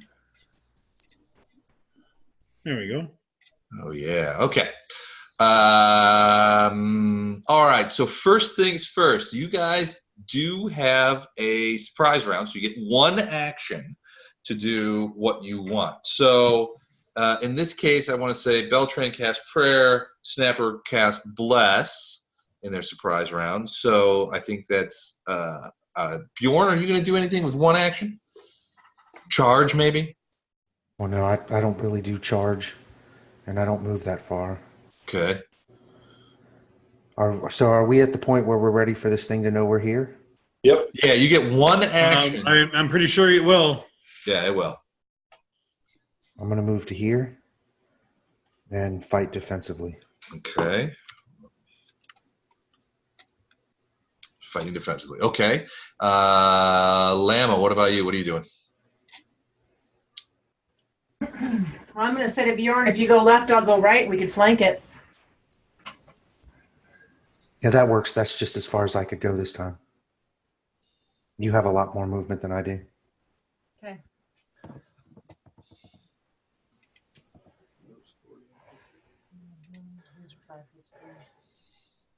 Actually, from where I was, I'm right where you are. So you get one action, remember, just the one. That's it. 1 sec. All right, so you run into there. Okay. Leonard? Well, I was getting a scroll out to cast it, but I saw them block it, so I put the scroll away. Okay. John That's my Heil? action. I'm going to cast Enlarge Person on myself. On yourself, okay. It's a special spell with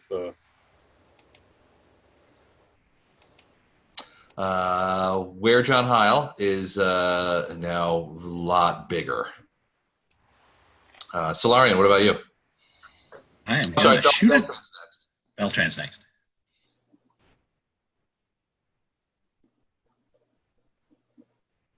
You there, Mike? Yeah, I thought he said, I'd love to do another action, but I thought you said my action was the spell. Oh, that's right. Never mind. Solarian. I'm going to shoot an arrow. All right. You got precise? Yep. All right. Who are you Point shooting blank. at? I'm shooting at the plant. At the plant. All right. Why the hell not? 28. All right. So Bjorn, you and Lam are sort of on the stairs getting ready to go out, and Lam was like, you go right, you go left, I'll go right. And all of a sudden an arrow comes shooting between you and goes boom right into the plant. At which point the plant is like it kind of like whips around and begins looking directly at you. Go ahead and roll damage. And this is +2 magical as far as resistance goes. Okay. +2 magical. And 12 points? Yep. Nice. Okay. So, oops. All right. So the arrow, deftly shot, buries itself deep into the creature. But I mean, it's almost as if it absorbed it, though. You don't see the arrow anymore. It's deep inside there. And now what you do see, though, is a lot of these tendrils, including some really whopper tendrils, just start swinging around. And a lot of the little ones are sort of, it's almost as if the little ones are sort of sensory and the big ones are combat, because these big ones are sort of like getting ready, they're getting ready to fight, and it's almost as if the creature has kind of whirled around, is now facing you. Lama and Bjorn, give me a quick perception check. Okay, Bjorn can't see it because of the plant. Lama, you see one of those cat creatures on the other side of the plant. At first, it seemed like it was talking to the plant. sort of It's like trying to chew on the edgy parts. But now it's sort of looking over to you. The one thing that it does not have is those little bow and arrows. Does not have any of that. It begins looking at you. All right, so that's. I'm going to tell Bjorn and anyone behind me that can hear that one of those cat creatures is in there. And Beltran is like, Yeah, you hear from behind, what cat creature? What? Cat creature. Wait, there's cats? Leonard just goes, oh yeah, there's cat creatures. They have 4 arms and little bows and arrows with poison on them. It's nothing to worry about. Don't worry about it. Oh, okay. We got this. All right. Don't get hit, though. Don't get hit, though. All right, here we go. Plant is up. So Plant has reach of 10. Well, no, 15. So it is going to reach out and try to slam Llama and Bjorn. Let me double check on the length here. Maybe it won't. I guess maybe it won't. So these things reach out. It's so the plant. So Llama and Bjorn, you guys see that the plant seems to be rooted here. Now you also see that there's a big hole in the ceiling way up there where it obviously had come through, but it seems to be rooted in this room. You're not sure what the deal is with it, and you see whoosh, whoosh, 2 of those big sort of like ropey kind of vines come whipping at you guys just out of that. I mean, you can feel the breeze coming off it as it tries to swing at you.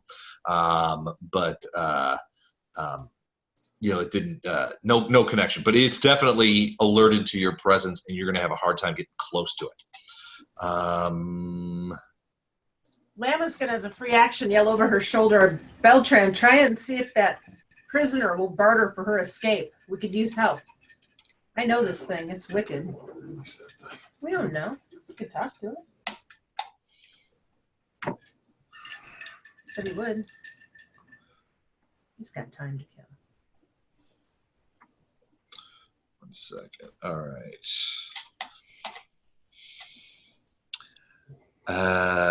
Okay. Is Llama next? No. Bjorn, Oh, I'm still up. So the plant takes a shot at you, but so Llama and Bjorn, give me Llama actually give me a perception check.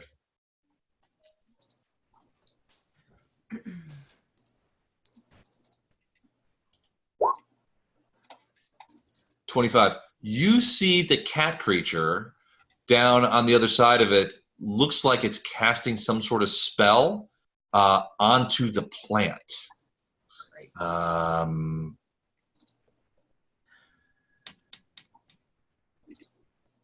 But as far as you can tell, you're not sure what. Okay.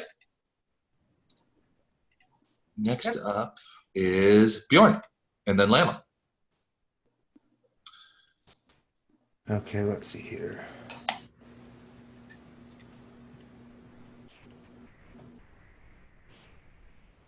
I assume that there's going to be, well, no, I don't know, one way or the other. Anyway, I'm going to move to here and do a single attack. Okay. It definitely gets an attack of opportunity as you approach. Right.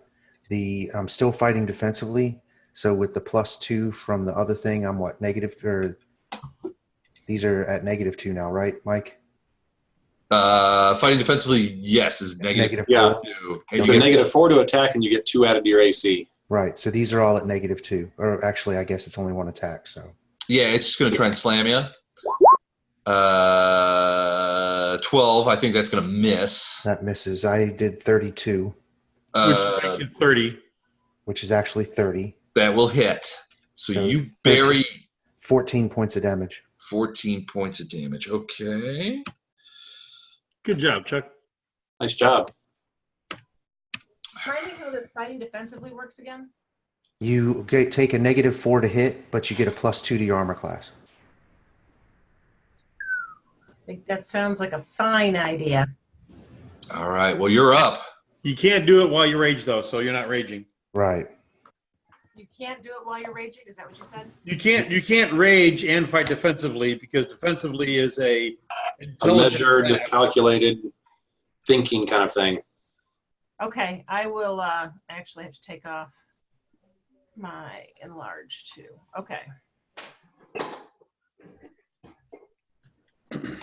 Okay, so I'm going to stay enraged anyway. Okay. And take my 40-foot move and go here, realizing I'm going to take an attack of opportunity. Definitely. It does. And by the way, I know what you're going to say, Beltran. It has multiple attacks of opportunity. Beltran wasn't going to say that. Mike was. Oh, baby. Crit! It doesn't. Hold on. Let me see if this does 16 hit you? Yeah, it probably will. Oh, no, it does not.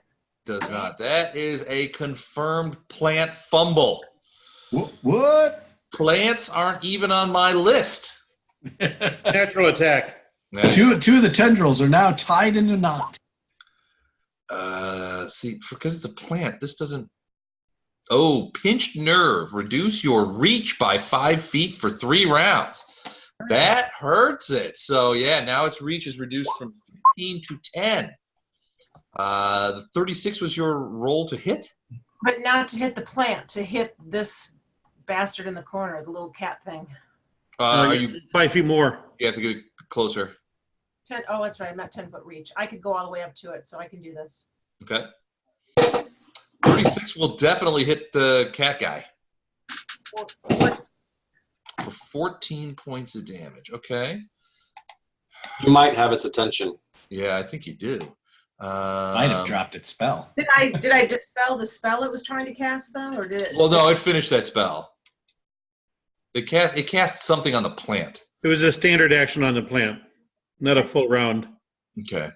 All right. So yeah, 14 points of damage. It felt that. And it's frankly shocked at the violence that is being perpetrated upon it by you. Leonard, you're up. Well, You were a cat lover. he got out of the way, so I'm going to cast that scroll now. Okay, so you pull out a scroll. What are you casting? It's lightning bolt. Lightning bolt. Straight ahead. All right. You moved right there. You can get both of them. Is that what is this? What? No, I put the pluses in the wrong spot here. It's 6d6. No, I'm not moving. 24 points of damage. Hold on a second. Let's see if this even works. Didn't. 24 points of damage. All right. So you are like, you shoot the lightning at it, and the lightning hits it and sort of like disperses amongst the, it's sort of like, and it disperses amongst the tendrils and stuff. There's a little bit of smoke. Does not seem to have done what I wanted. You're not sure that it took any damage from that. Huh. Okay. As this plant may or may not have immunity to electricity. Yep. All right, John Heil. I'll guess. Don't forget to erase that scroll, too. Oh, it's off. John Heil, you're up. Okay, I'm going to move to this corner. You are enlarged, so you're just going to run through in there. Yeah, I'm going to get close enough to hit it and bite. So he has a reach of 10. Since the plant only has a reach of 10 now, it doesn't get another attack. Well, he has reach of 10 with a weapon. He's going to bite it. He has to get closer. No, Les, I have a reach of 10 with bites and claws. It's like a lunge. Okay. No, one of the Eidolon abilities, I've extended reach on bite. All right, so you got like alien bite kind of jumps out Yeah, at you. right. All So right. when I'm enlarged, that basically moves it to 15. Oh, okay. So yeah, so you can get close enough where you can get to it where you can bite it, but it can't get you because of this fumble. Okay, so I get one attack. I'll do the bite, which first.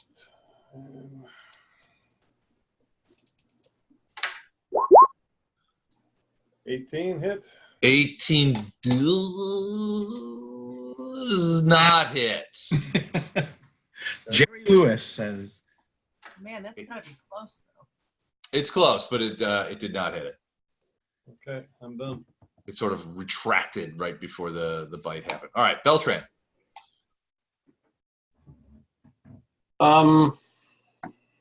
She's too far away now. Were you going to shoot Lama?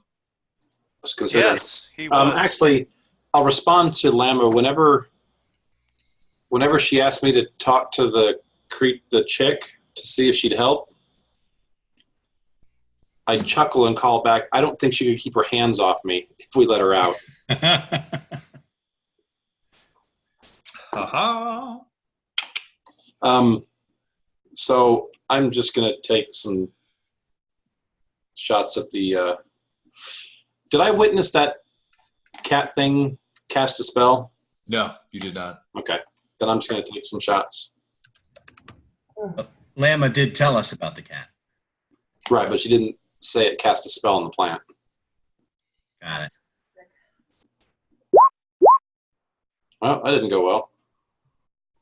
25. What did you roll? I think I fumbled. Oh, I think you did. So it does have, so its AC is 20. Okay, so I did fumble. You did fumble with an arrow fumble on your second. So your first shot missed, your second shot fumbled. Mm-hmm. Here we go. Not with the cute girl. Range. Confirm with a 25. Oh, I hate to say it. Friendly fire. Your attack hits the ally closest to the target. I told you to flirt with the cute girl, not shoot me. Closest to the target. That's in range. That's Bjorn. Maybe I'm flirting with her. Yeah. Maybe I'm flirting with Llama when I shoot her. You hit Bjorn for 5 points of damage. So I guess I'm flirting with Bjorn then. Yep. Wait a Yeah, minute. she's too far away. She's on the other side of the plant practically. With my armor class, he hits me? Well, he fumbled. So yeah, it was a fumble automatically thing. hits. Yeah. Okay, that's bull. Sorry. Your back was turned. hey, he's Doc, you were fighting defensively in front of you, not behind you. a good archer. Whenever, I mean, from a bull. whenever you turn around and look for the arrow, I point at Solarian. Well, it's nice to know you can't hit me. He's also handing Solarian the bow. All right, so that was Beltran, and what a round that was. Solarian, you now find yourself with Beltran's bow in your hand. Bjorn looking back at you like, "Who the- Wasn't me. Wasn't me. it wasn't me. Was it? But I will take a shot with my own bow. Thank you. So, All right. two bows in his hand. No. Oh, that is a hit. Give me a perception check along with that. Nice shot, man. What's the song? There is some sort of you remember your last shot, which went like just buried itself in the plant. This one, when you shot it, I mean, you're basically just like following right down that line, like I'm gonna follow it. You saw your arrow. I mean, you saw it. Your arrow sort of went. It was going right at it, just the exact same spot that you put the last arrow, and it just went. And something blocked the arrow and sort of shunted it aside. But the plant is so big that it still went into the plant. But something blunted it away. Do you have a magical bow? No, just masterwork, but the arrow was put. Well, the arrow went in, I mean, you hit it, but something tried to knock it away. Tried to or did? Well, did. I mean, it was... Because of its protection from normal missiles, the magical bow bypasses that. Arrow. It's not. It's shield. Okay, all right. Just Okay. adds more to its the armor class, lightning yeah. bolt was, yeah. Okay. Okay, so I let everybody know that this thing is protected. Still get damage, right? Oh, yeah. Yeah, absolutely roll damage. You still hit him. Oh, I still hit him? Okay. Oh, yeah. It went into him. It just, it just has, basically what it is, it has a higher, much higher AC. A higher AC, yeah. 10 pointaroos. Hold on, I can't move that there. Let's go back a little bit there. All right. Oops. That's not what I wanted. All right. Shunk. An arrow goes in there. All right. Snappy A. Okay, did I miss something? Is this young lady in a cage? Well, no, more like a prison cell, but it's like a prison cell made of glass. These cells line this entire room. Now, all the rest of them are empty. Some of them even have like their doors open, that kind of thing. You haven't really looked at them that much, so you're not entirely sure. Hers is closed, and she's in it.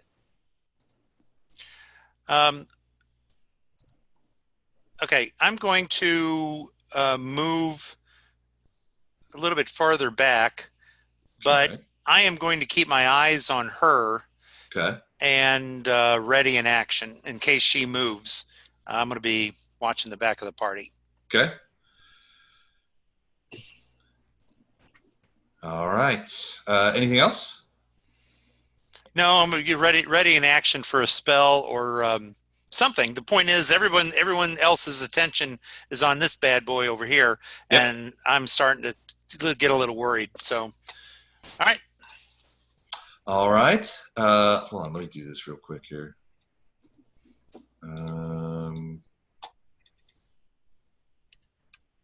Shoot. All right.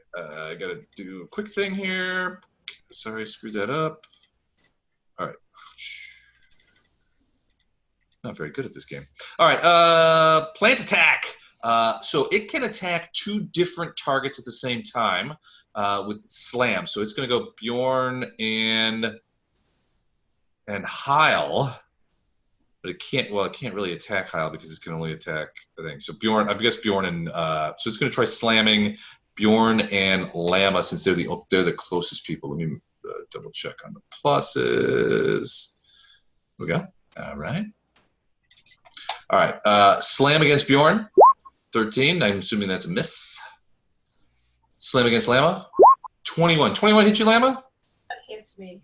That hits you. All right. I like it. So from behind you, just like, boom, you got hit. So a couple of things are going to happen. All right, so first, damage from getting smacked by a plant. I'm going to gain hit points so I can feel 10 points of bludgeoning damage as you get hit by one of these tendrils. And it tries to wrap around you. So it has the grab ability. So it's going to try and grab you. Hold on. Let me find it here. Is that against my CMB? It is indeed. So Grabberoo means you get a grapple as a free action without provoking an attack of opportunity. So the interesting thing about the size of this plant is that it can grapple people, and it does. And even though it's part of it, that particular tendril is grappled, it can still attack other things because it has multiple tendrils. So being grappling you does not necessarily mean that it is the grappled condition. So it is going to try and grapple you and grab you. And it has, let me just double check and make sure that I was reading that right because it seemed wildly high. Just not sure what that was about. Everybody fumble, fumble, fumble. Crazy high. How's that? Bonus there. All right, so 17. I am grappled. All right, so you take the grappled condition. Now this tendril is wrapped around you and begins to squeeze. Is it CMB or D? Is it CMD? Oh, It's it's defense. It's D, yeah. Oh, not so grappled after all. Oh no, what happened? What's your CMD? A lot bigger than 17. Shit. All right, well, you're not grappled. It tried to, but it's definitely trying. So that tendril is like trying to grab you, and you just sort of like wiggle out of the way. I'll look at the kitty and say, bad news for you, kitty. All right, bad news for Kitty. So it's Kitty's turn. Kitty is going to take a 5-foot step over to the foot of these, what you're now seeing as stairs, and it begins to grow incorporeal. It's disappearing. He does that. Well, interestingly, at the same time, and I think Snapper, give me a perception check. Is it 50-50 to incorporeal? Snapper's. Hold on a minute. And let's make sure. I just want to make sure that I've adjusted me. I did not. Hold on a second. I didn't adjust it for. Okay. 17. Save changes. Reroll. 25. All right, so you're looking at the caged creature. Right. She's staring right at you with those black eyes. You can't read any emotions in them. You begin to see one of these cat creatures begin to materialize, or a cat creature. This is the first time you've ever seen something like this. It's a cat with multiple eyes, like spider eyes, and two sets of arms. Two of which hold little bows that's beginning to materialize over there next to her door. All right, so does everybody get that? This one is dematerializing. While it's doing it, can I engage my ready to action?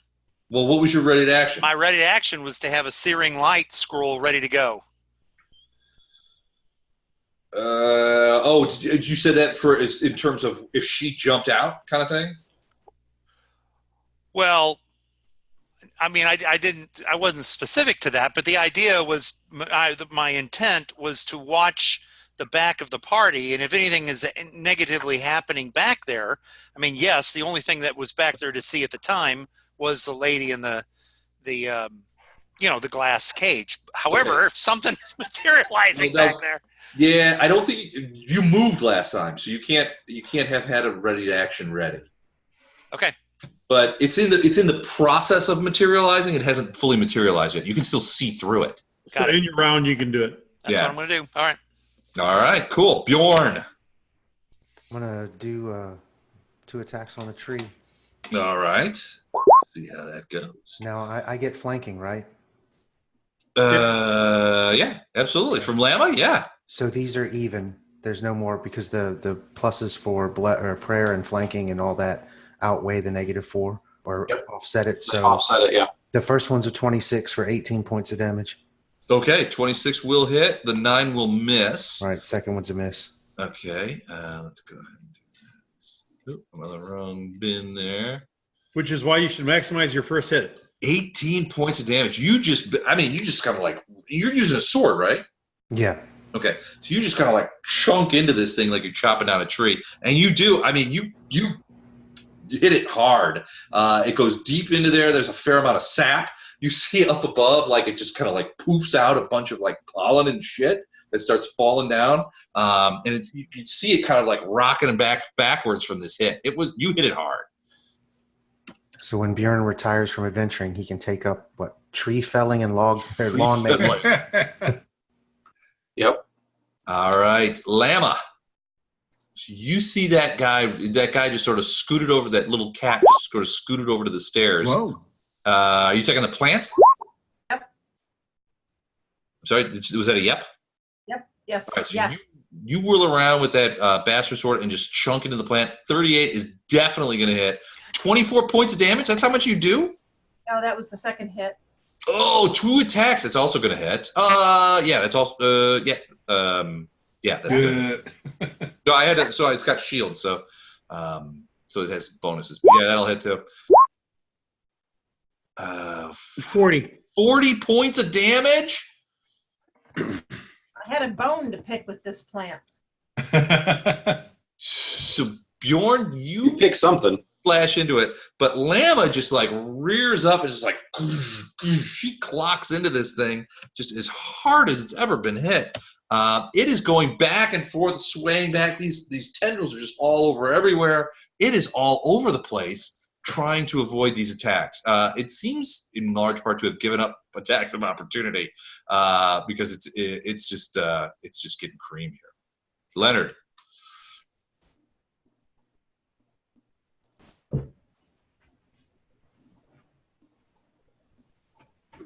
I move to here,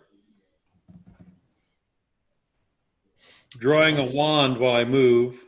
Okay. Can I still see this guy? Perception check. I don't know if you ever saw him yet. I don't think I ever saw him, but I heard about him being down there for a Yeah, while. Lama yelled out. Yeah, you see him. Lama yelled out, there's one of those cat guys that's down here. Okay, But the you wand I can pulled tell that out he's was from- Magic Missile. Magic missile. All right. So because Oh, are you talking about It's force. It's force damage. Force. Okay, so go ahead. Yeah. Ooh, 15 points. That's hard. Oh. All right. Those magic missiles go arcing into this guy. And he is thrown backwards. You could see him, even though he's partial. I mean, you could see through him. He's partially thing. He's on his way out. But you see him sort of like thrown backwards, like almost into the stairs. But you see him sort of passing through the quartzite as he's you definitely hit him though. Okay. Is that formula right? It looks kind of weird. I don't know what the exclamation marks were. 3D. Hey, wait a second. That's not right. Wait. How to do it 11? I'm giving all his points back plus a bonus. Roll that again. Oh, it had exploding dice turned on. It should have been 3d4 plus 4. 7 points damage. That's a little better. You still hit him. It's d4 plus 1 for each missile, Don. So that should be a plus 3. Plus 3. So another 2. 9. Okay. All right, I got it. All right, cool. So yeah, you hit him, and he sort of struggles backward, but he's definitely dematerializing. Yeah. John Heil. This plant is in a bad way. It's a D10. Okay, full attack. D10. It's a D10. Oh, wait a minute. That was a D10. Hang on. Still not a hit. 2, 3. Well, Oh, 27 will hit. all right, that's a claw. So let me see here. So just to let you know, it has 5 hit points. Oh, cool. Well, I do 5 damage plus bleed. Cool. So it's gone. All right, so you see John Heil, who's in this like, who's part man, part animal. Hybrid form, like, yep. And one of his claws just reaches in and he pulls back like this big chunk of like plant gut and throws it on the ground. And the plant sort of starts like, it's obviously badly hurt. And it starts to like waver, and it's almost like if you've ever seen a plant stagger, it's kind of staggering around. It doesn't seem to be in control of the thing, and it finally stops moving, and falls over in a big heap. Ever seen a plant stagger? Yeah, I've seen that a lot. Yeah, that's something I have to admit I've never seen. Yeah. Well, you guys got to go to more nurseries. Well, down this way we have hurricanes, so I've seen plants do a lot of things. All right, Beltran.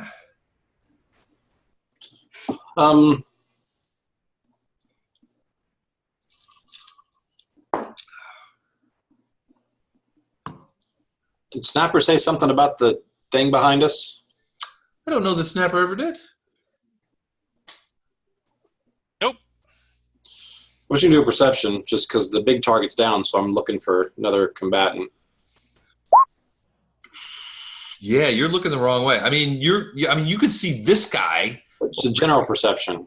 I can't imagine in combat you would just look one direction. I only look one direction in combat. Focus. All right. That's why I'm using the 20 as a general, how well I'm looking around. Well, it's not making any noise, but yeah, you look around and you can see that this thing is materializing behind you. And it will be materialized next round. So it's not materialized yet? Not yet. I'm going to yell incoming behind us.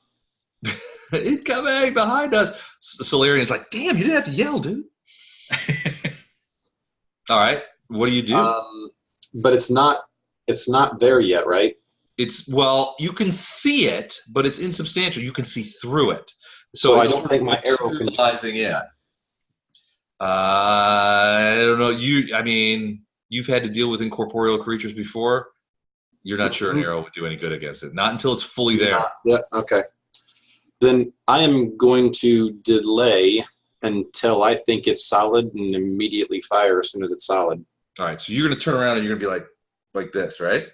Yep. You wouldn't have to delay. It will be next round when it materializes. Well, I'm like ready in action, and then ready in action, so I go before it does anything once it solidifies there. Okay. All right. So you're. So I will ready. forego my actions round to make sure I'm in front of it. Okay. Okay. Cool. Solarian. I'm going to turn around because he just yelled that. And Yeah, he did. Same thing. I'm going to delay my action until it's solid. So you guys are just you two dudes are just like, all right, here we go, that kind of thing. Just Yep. waiting. All right, Snap, what are you doing? Here, kitty. Is it? It's not corporeal yet. It's not corporeal yet. Well, I mean, it's as soon as it is. I mean, I got the scroll out. I'm ready to go. So You're ready. You're All just three like of the us same are ready way. to. yeah. All right, so you guys are all looking the other way. All right. Boom, Well, I was boom. always looking the That's other out. way. So This guy discorporates. This guy fully corporates. Let me move you guys to that space. So I'm going to put you at. All right. So Beltran. Hold on a second. Solarian.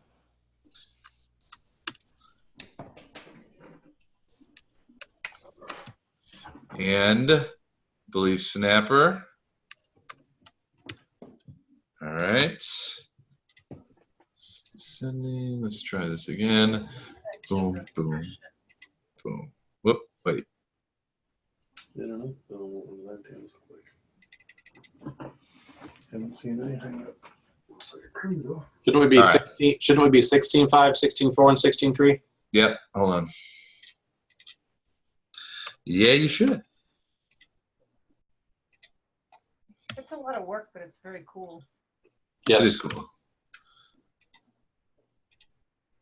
It is kind of a lot of work, too. All right, let's do this again. Boom. Beltran. Now, it has materialized. Okay. I'm shooting. All right, shoot. Okay. The first two will hit. First two arrows will hit, but minimum damage on both. Mhm. Okay. Double check. If there's any damage. Actually, those are all +1 for damage, so it's 5 and 5. 5 and 5. Okay. Cool. All right. You saw your two of your 3 arrows go slamming into this guy. Solarian. That is a miss. Wah, wah, I'm wah. sorry to say. Never mind. Another area hits the back wall. Snap. Or are you going to move at all, Solarian, or no? 5 feet back. Okay. Snapper. well, I guess if I have to, I don't have to. It's a range touch. There you go. I'm hitting that guy with a searing light. All right. Range touch attack. Go for it. Ooh. His touch is very poor. May actually hit this. Hold on a minute. Range touch +5. I didn't notice that. Range touch is a different armor class than regular Definitely armor. is. A lot lower, actually. Oh, that is a hit. Wow. Okay. And this is Scorching Ray. This is fire. Searing light. Searing Light. He's shooting lasers from his fingers. Basically lasers. Yeah, okay. 12 points. That's not super fun. Ugh. Okay. All right. So, Snap, are you gonna move at all? Or is that it for you? I have to say no. This is when I was here. I was watching the back of the party. So All right. So you're gonna stay there. Yeah. All right. It is going to shoot one of its bows at you, Beltran. Okay. Okay. Ooh, damn. They can shoot. it's not a 20 to it's hit? not an undead or a construct, is it? That does not hit. No, it is neither Okay. of those. All right, the arrow goes, click, you hear like, because it's like a little tiny bow. They're not small. They're not large creatures. So it's Mhm. like, it's like, doing, and it kind of like goes past you. But you also see with one of its other 2 hands, It reaches out, and you see its hand touch the door, and you hear a very audible click. I already yelled incoming, so. All right. Bjorn, the plant is dead. The cat has disappeared. Llama's over there looking like the cat who ate the canary. Leonard has got a bunch of scrolls in his hand. You don't know what he's doing. So I'm Run back up the stairs. going to make a mental note after this is over to have a conversation with our archers. Okay. And then I'm going to move to here. All right. You see one of those cats in the corner, and it looks like it's got one of those bows in his hands, but it looks like it's just taking a shot at Beltran. Okay. All right. Llama, what do you do? I'll yell, my girlfriend's getting out. Did you yell that? Yeah. Is that a euphemism? Something. Okay. I don't look too happy about it. All right. You hear, my girlfriend's getting out from Beltran, and you're like, Llama's like, I don't remember Beltran having a girlfriend. But it would be, she would be in prison if he did. So it makes sense for him to get her. What do you do, Llama? I'm running to here. Oh no, I'm going to run. Oh, you're on Bjorn. Oh no, I was. It's 40 foot to Bjorn. And So you do see. So before you run anywhere, you do see where the cat dematerialized. You do see there is a set of stairs going up. Yeah, I'm not interested at the moment. My party members are all yelling and hollering in the other room. But nice try. Okay, so I am going to run to here. That's both run actions, so that I can't do anything else. All right. That's correct.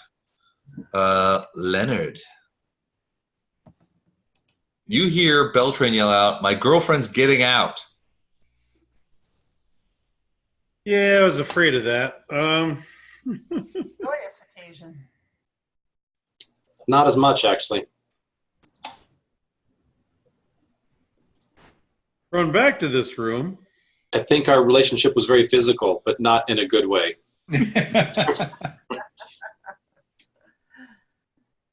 Pulling out a scroll for glitter dust.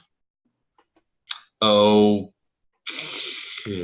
I'm going to glitter dust right here.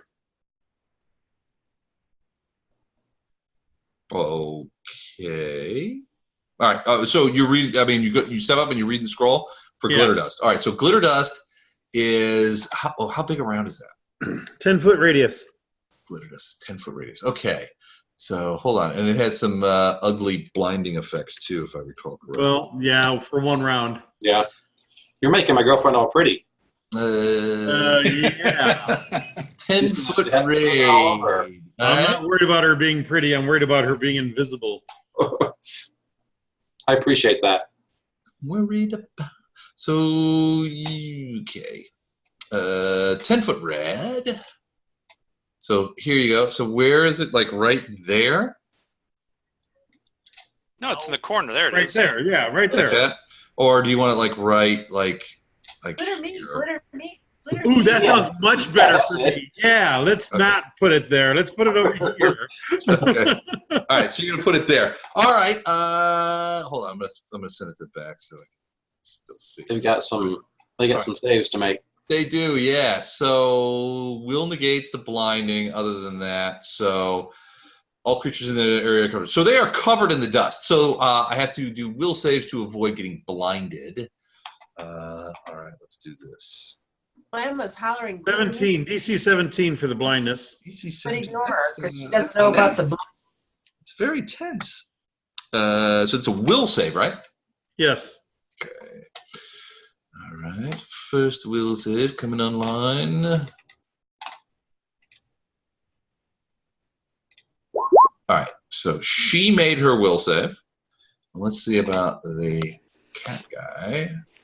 Not as Does cool. prayer give them minuses on save? Yep, gives them -1, but that still wouldn't have done it. That made a save too. So none of them are blinded, but both of them are covered in glitter. Which is my primary goal.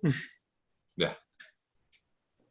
Okay, cool. Mark off that scroll. They are covered in glitter. John Heil, give me a perception check.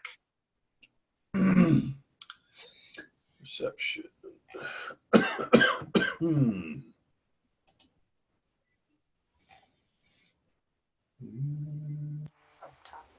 Who's doing perception? John. John Heil, 24. All right, so you hear this ruckus going around behind you. You see a bunch of people like ripping past you. I mean, you know, and everybody's like running into the other room. But your focus is on the plant, which is behaving very weirdly for a dead creature. It's not moving or anything, but it does seem to be melting. And it's sort of melting in on itself. There's this acrid smell of hydroxide in the air as this big plant seems to be dissolving itself into some sort of what you guess is some sort of acidic liquid maybe, or fluid or gel. But the worst part about it is it seems to be melting through the crystal. So now we find out that the boat is a giant piece of salt. Well, whatever it is, whatever this plant is made of, it seems to be basically melting. It seems to be dissolving. Now that it's dead, it seems to be sort of like turning. It seems to be more than anything. It looks like it's sort of rotting, but it's turning into some sort of fluid, sort of gel. It's melting, and what you can see is that, like, around the edges of the plant, you can see the crystal that the whole boat's made out of seems to be sort of like melting away from it, and you see that it may be even melting down into the crystal. Free action. I'm going to ask if anybody has a way to neutralize acid. Create basic. Or can anybody swim? Solarian. I can swim. I got this. Okay, so you yell out, does anybody have a bunch of ammonia with them? Even water would actually liquefy. Yeah, water would. It would Yeah, it neutralize. would dilute it. There's So- a fair amount of like whitish smoke coming off of it. Snapper, we need our create water guy. Well, your create water guy is on. He's on the other task. All right, so what are you going to do, John, other than that? I'm gonna. Is she out yet, or is she? She's still inside. He just, so, I mean, you don't even know she's coming out, other than Beltran saying, my girlfriend is getting out. If you turn around and look and sort of like lope in, which I assume you just did, yet she's still inside the box. your icon is so deceptive because it's facing so pointedly. Okay, I'm gonna move and attack the cat creature Okay. with a claw.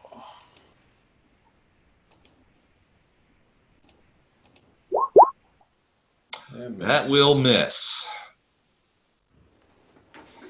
11, right? Yep. Yeah, that's a miss.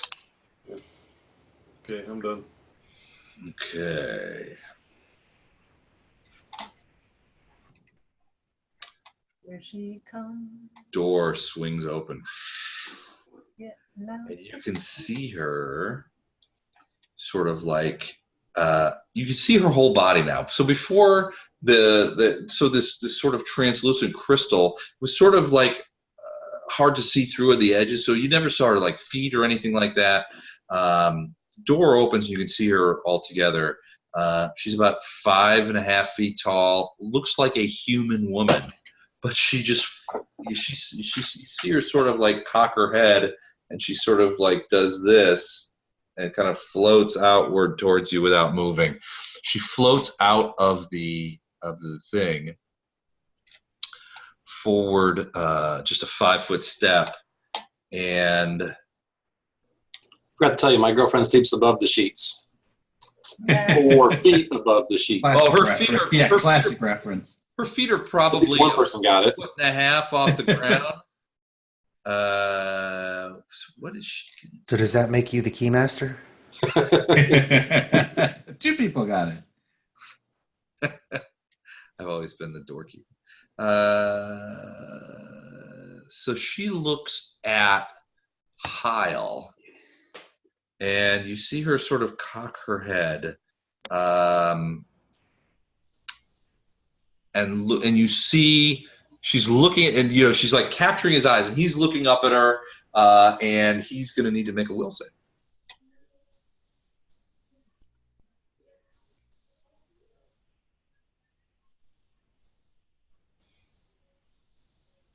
Give me a will save, John Heil. Ooh, 17. DC was 19. You see her sort of staring at her, and there's like this wind coming off her to him. And you see him just sort of like, Snapper, you and Beltran probably see this the most clearly. I mean, his eyes just roll back in his head as he sort of staggers backward. You see one of his sort of like paw hands come up, and it's grabbing at his heart, and you see him sort of like, and he falls to the floor. Who, John? Yeah. Oh, man. All right. It looked like he was having a heart attack. Big one. But he is now prone. He's still conscious, but he's grasping at his he's grasping at his chest, and he's like, like he's in significant pain. His eyes are rolling around his head. There's drool coming out of his mouth. He looks like he's having a massive coronary infarct.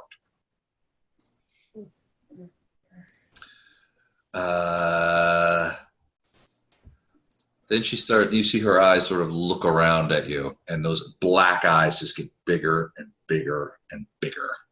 Beltran, what do you do?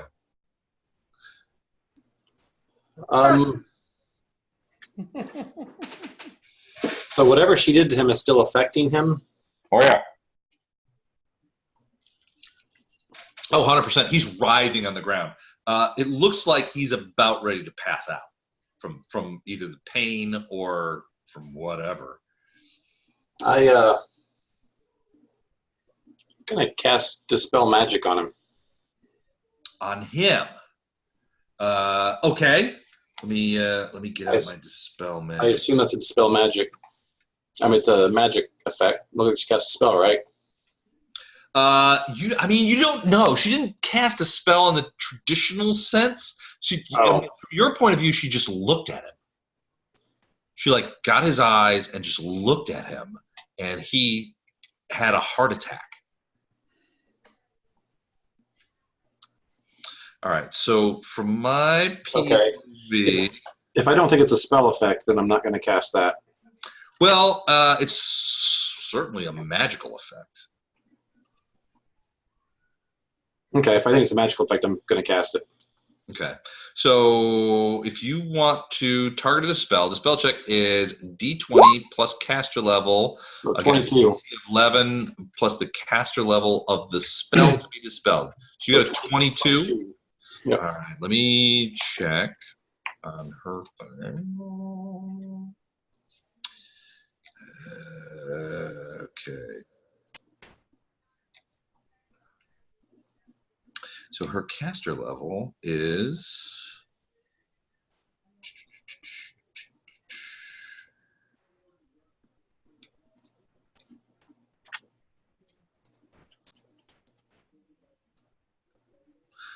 Caster level is effectively 8. So for her, so then the DC is 18. 18. So yeah, so all of a sudden you see him like takes a deep breath. He's still prone. Gordon, you are down to 1 hit point. Jeez. Because you actually physically for the last 6 seconds were having an actual heart attack. Basically, what John, this creature looked into his eyes, and what John will tell you later if he survives is that it showed him its true form, and it was so nightmarish and so off-putting that it literally gave him a physical heart attack to see it. So he is down to 1 hit point. He's prone on the ground. But thankfully, this dispel magic removed. Basically, it's effectively a curse. It removed the curse, so he's not now slipping into death from his heart attack. The heart attack is now over. You can see he's breathing easily again, but he's down to 1 hit point. It's basically his heart stopped, and he was sliding away from you. Good move, Beltran. Damn. Yeah, subtle. I'm gonna say, honey, we talked about this. This isn't funny.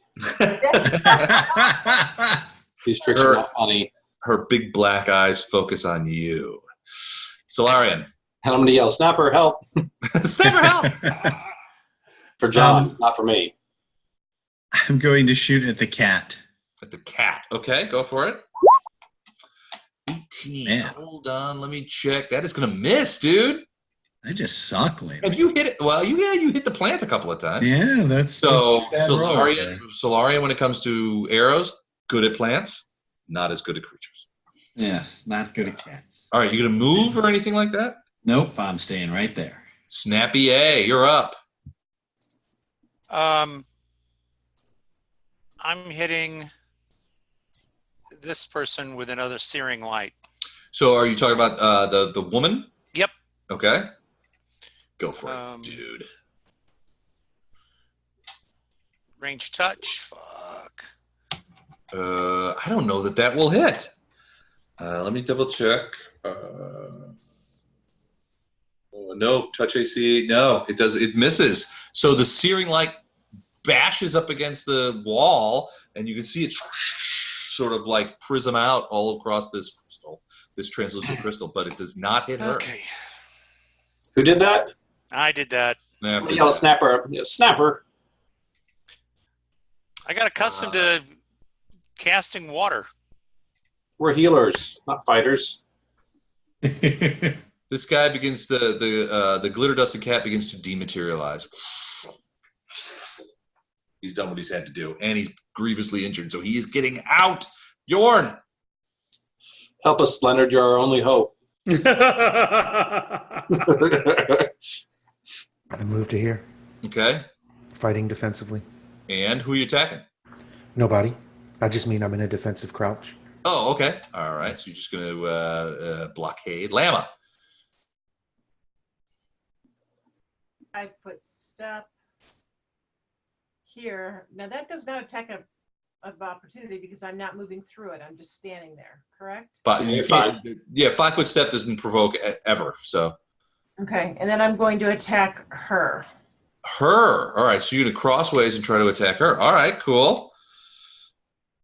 I think she might be a little bit more of a threat right now. 24. Is your blade magical? +2. Okay, you see your sword pass completely through her. She's incorporeal. She looks solid, but your sword hit nothing. Is that a 50-50 when they're incorporeal or? Mm-mm. I thought Okay. You're not so pretty after all. She is not. She is incorporeal. Leonard, you see Lama step up, take a huge, mighty swing at the woman floating up above the thing, who just with a glance put John Heil onto the ground. You're not even sure what happened there. And the blade passed completely through. She looks solid. She doesn't look like an incorporeal creature, but apparently that blade just went completely through. My major concern is that cat. Okay. Another magic missile. Magic missile. All right. So it does Finish him. Bet, finish him. Do it. Bad kitty. So you did 11 points of damage. Yep. He had 5 hit points left. So the missiles, even though he's going incorporeal, the missiles are boom, boom, boom, boom, boom, fly into him, and you see him immediately snap back to corporealness. This process that he was doing, stopped as the missile slammed into him. and you see him sort of like fall to the ground, his little bow dropping to the ground in front of him, in front of Lama. So he is dead. John Heil, you have just seen the nature of this creature, and it literally drove you to a heart attack. You're on the ground. You see Lama. You sort of like, I mean, you're just like, it's all you could do to keep from passing out. You felt your heart stop, and then somehow it restarted. That's going to dispel the the Eidolon. Ah, okay. I assume I can't do anything if I have 1 hit point. Maybe crawl away. It depends. Until you get healed, you need to back up. You need to get out of there. Well, I'm going to crawl away without trying to get up then. All right, so you can crawl at a quarter of your speed, I believe. Okay. What's your speed? Is it 30? So let's say, you could crawl like 10 feet. It was 40, but I think it's probably going to be 30 now. So, yeah. Okay. I'll just go to the side of Snapper. Okay, so you're just crawling over there? All right. Everyone give me a perception check. Cheers.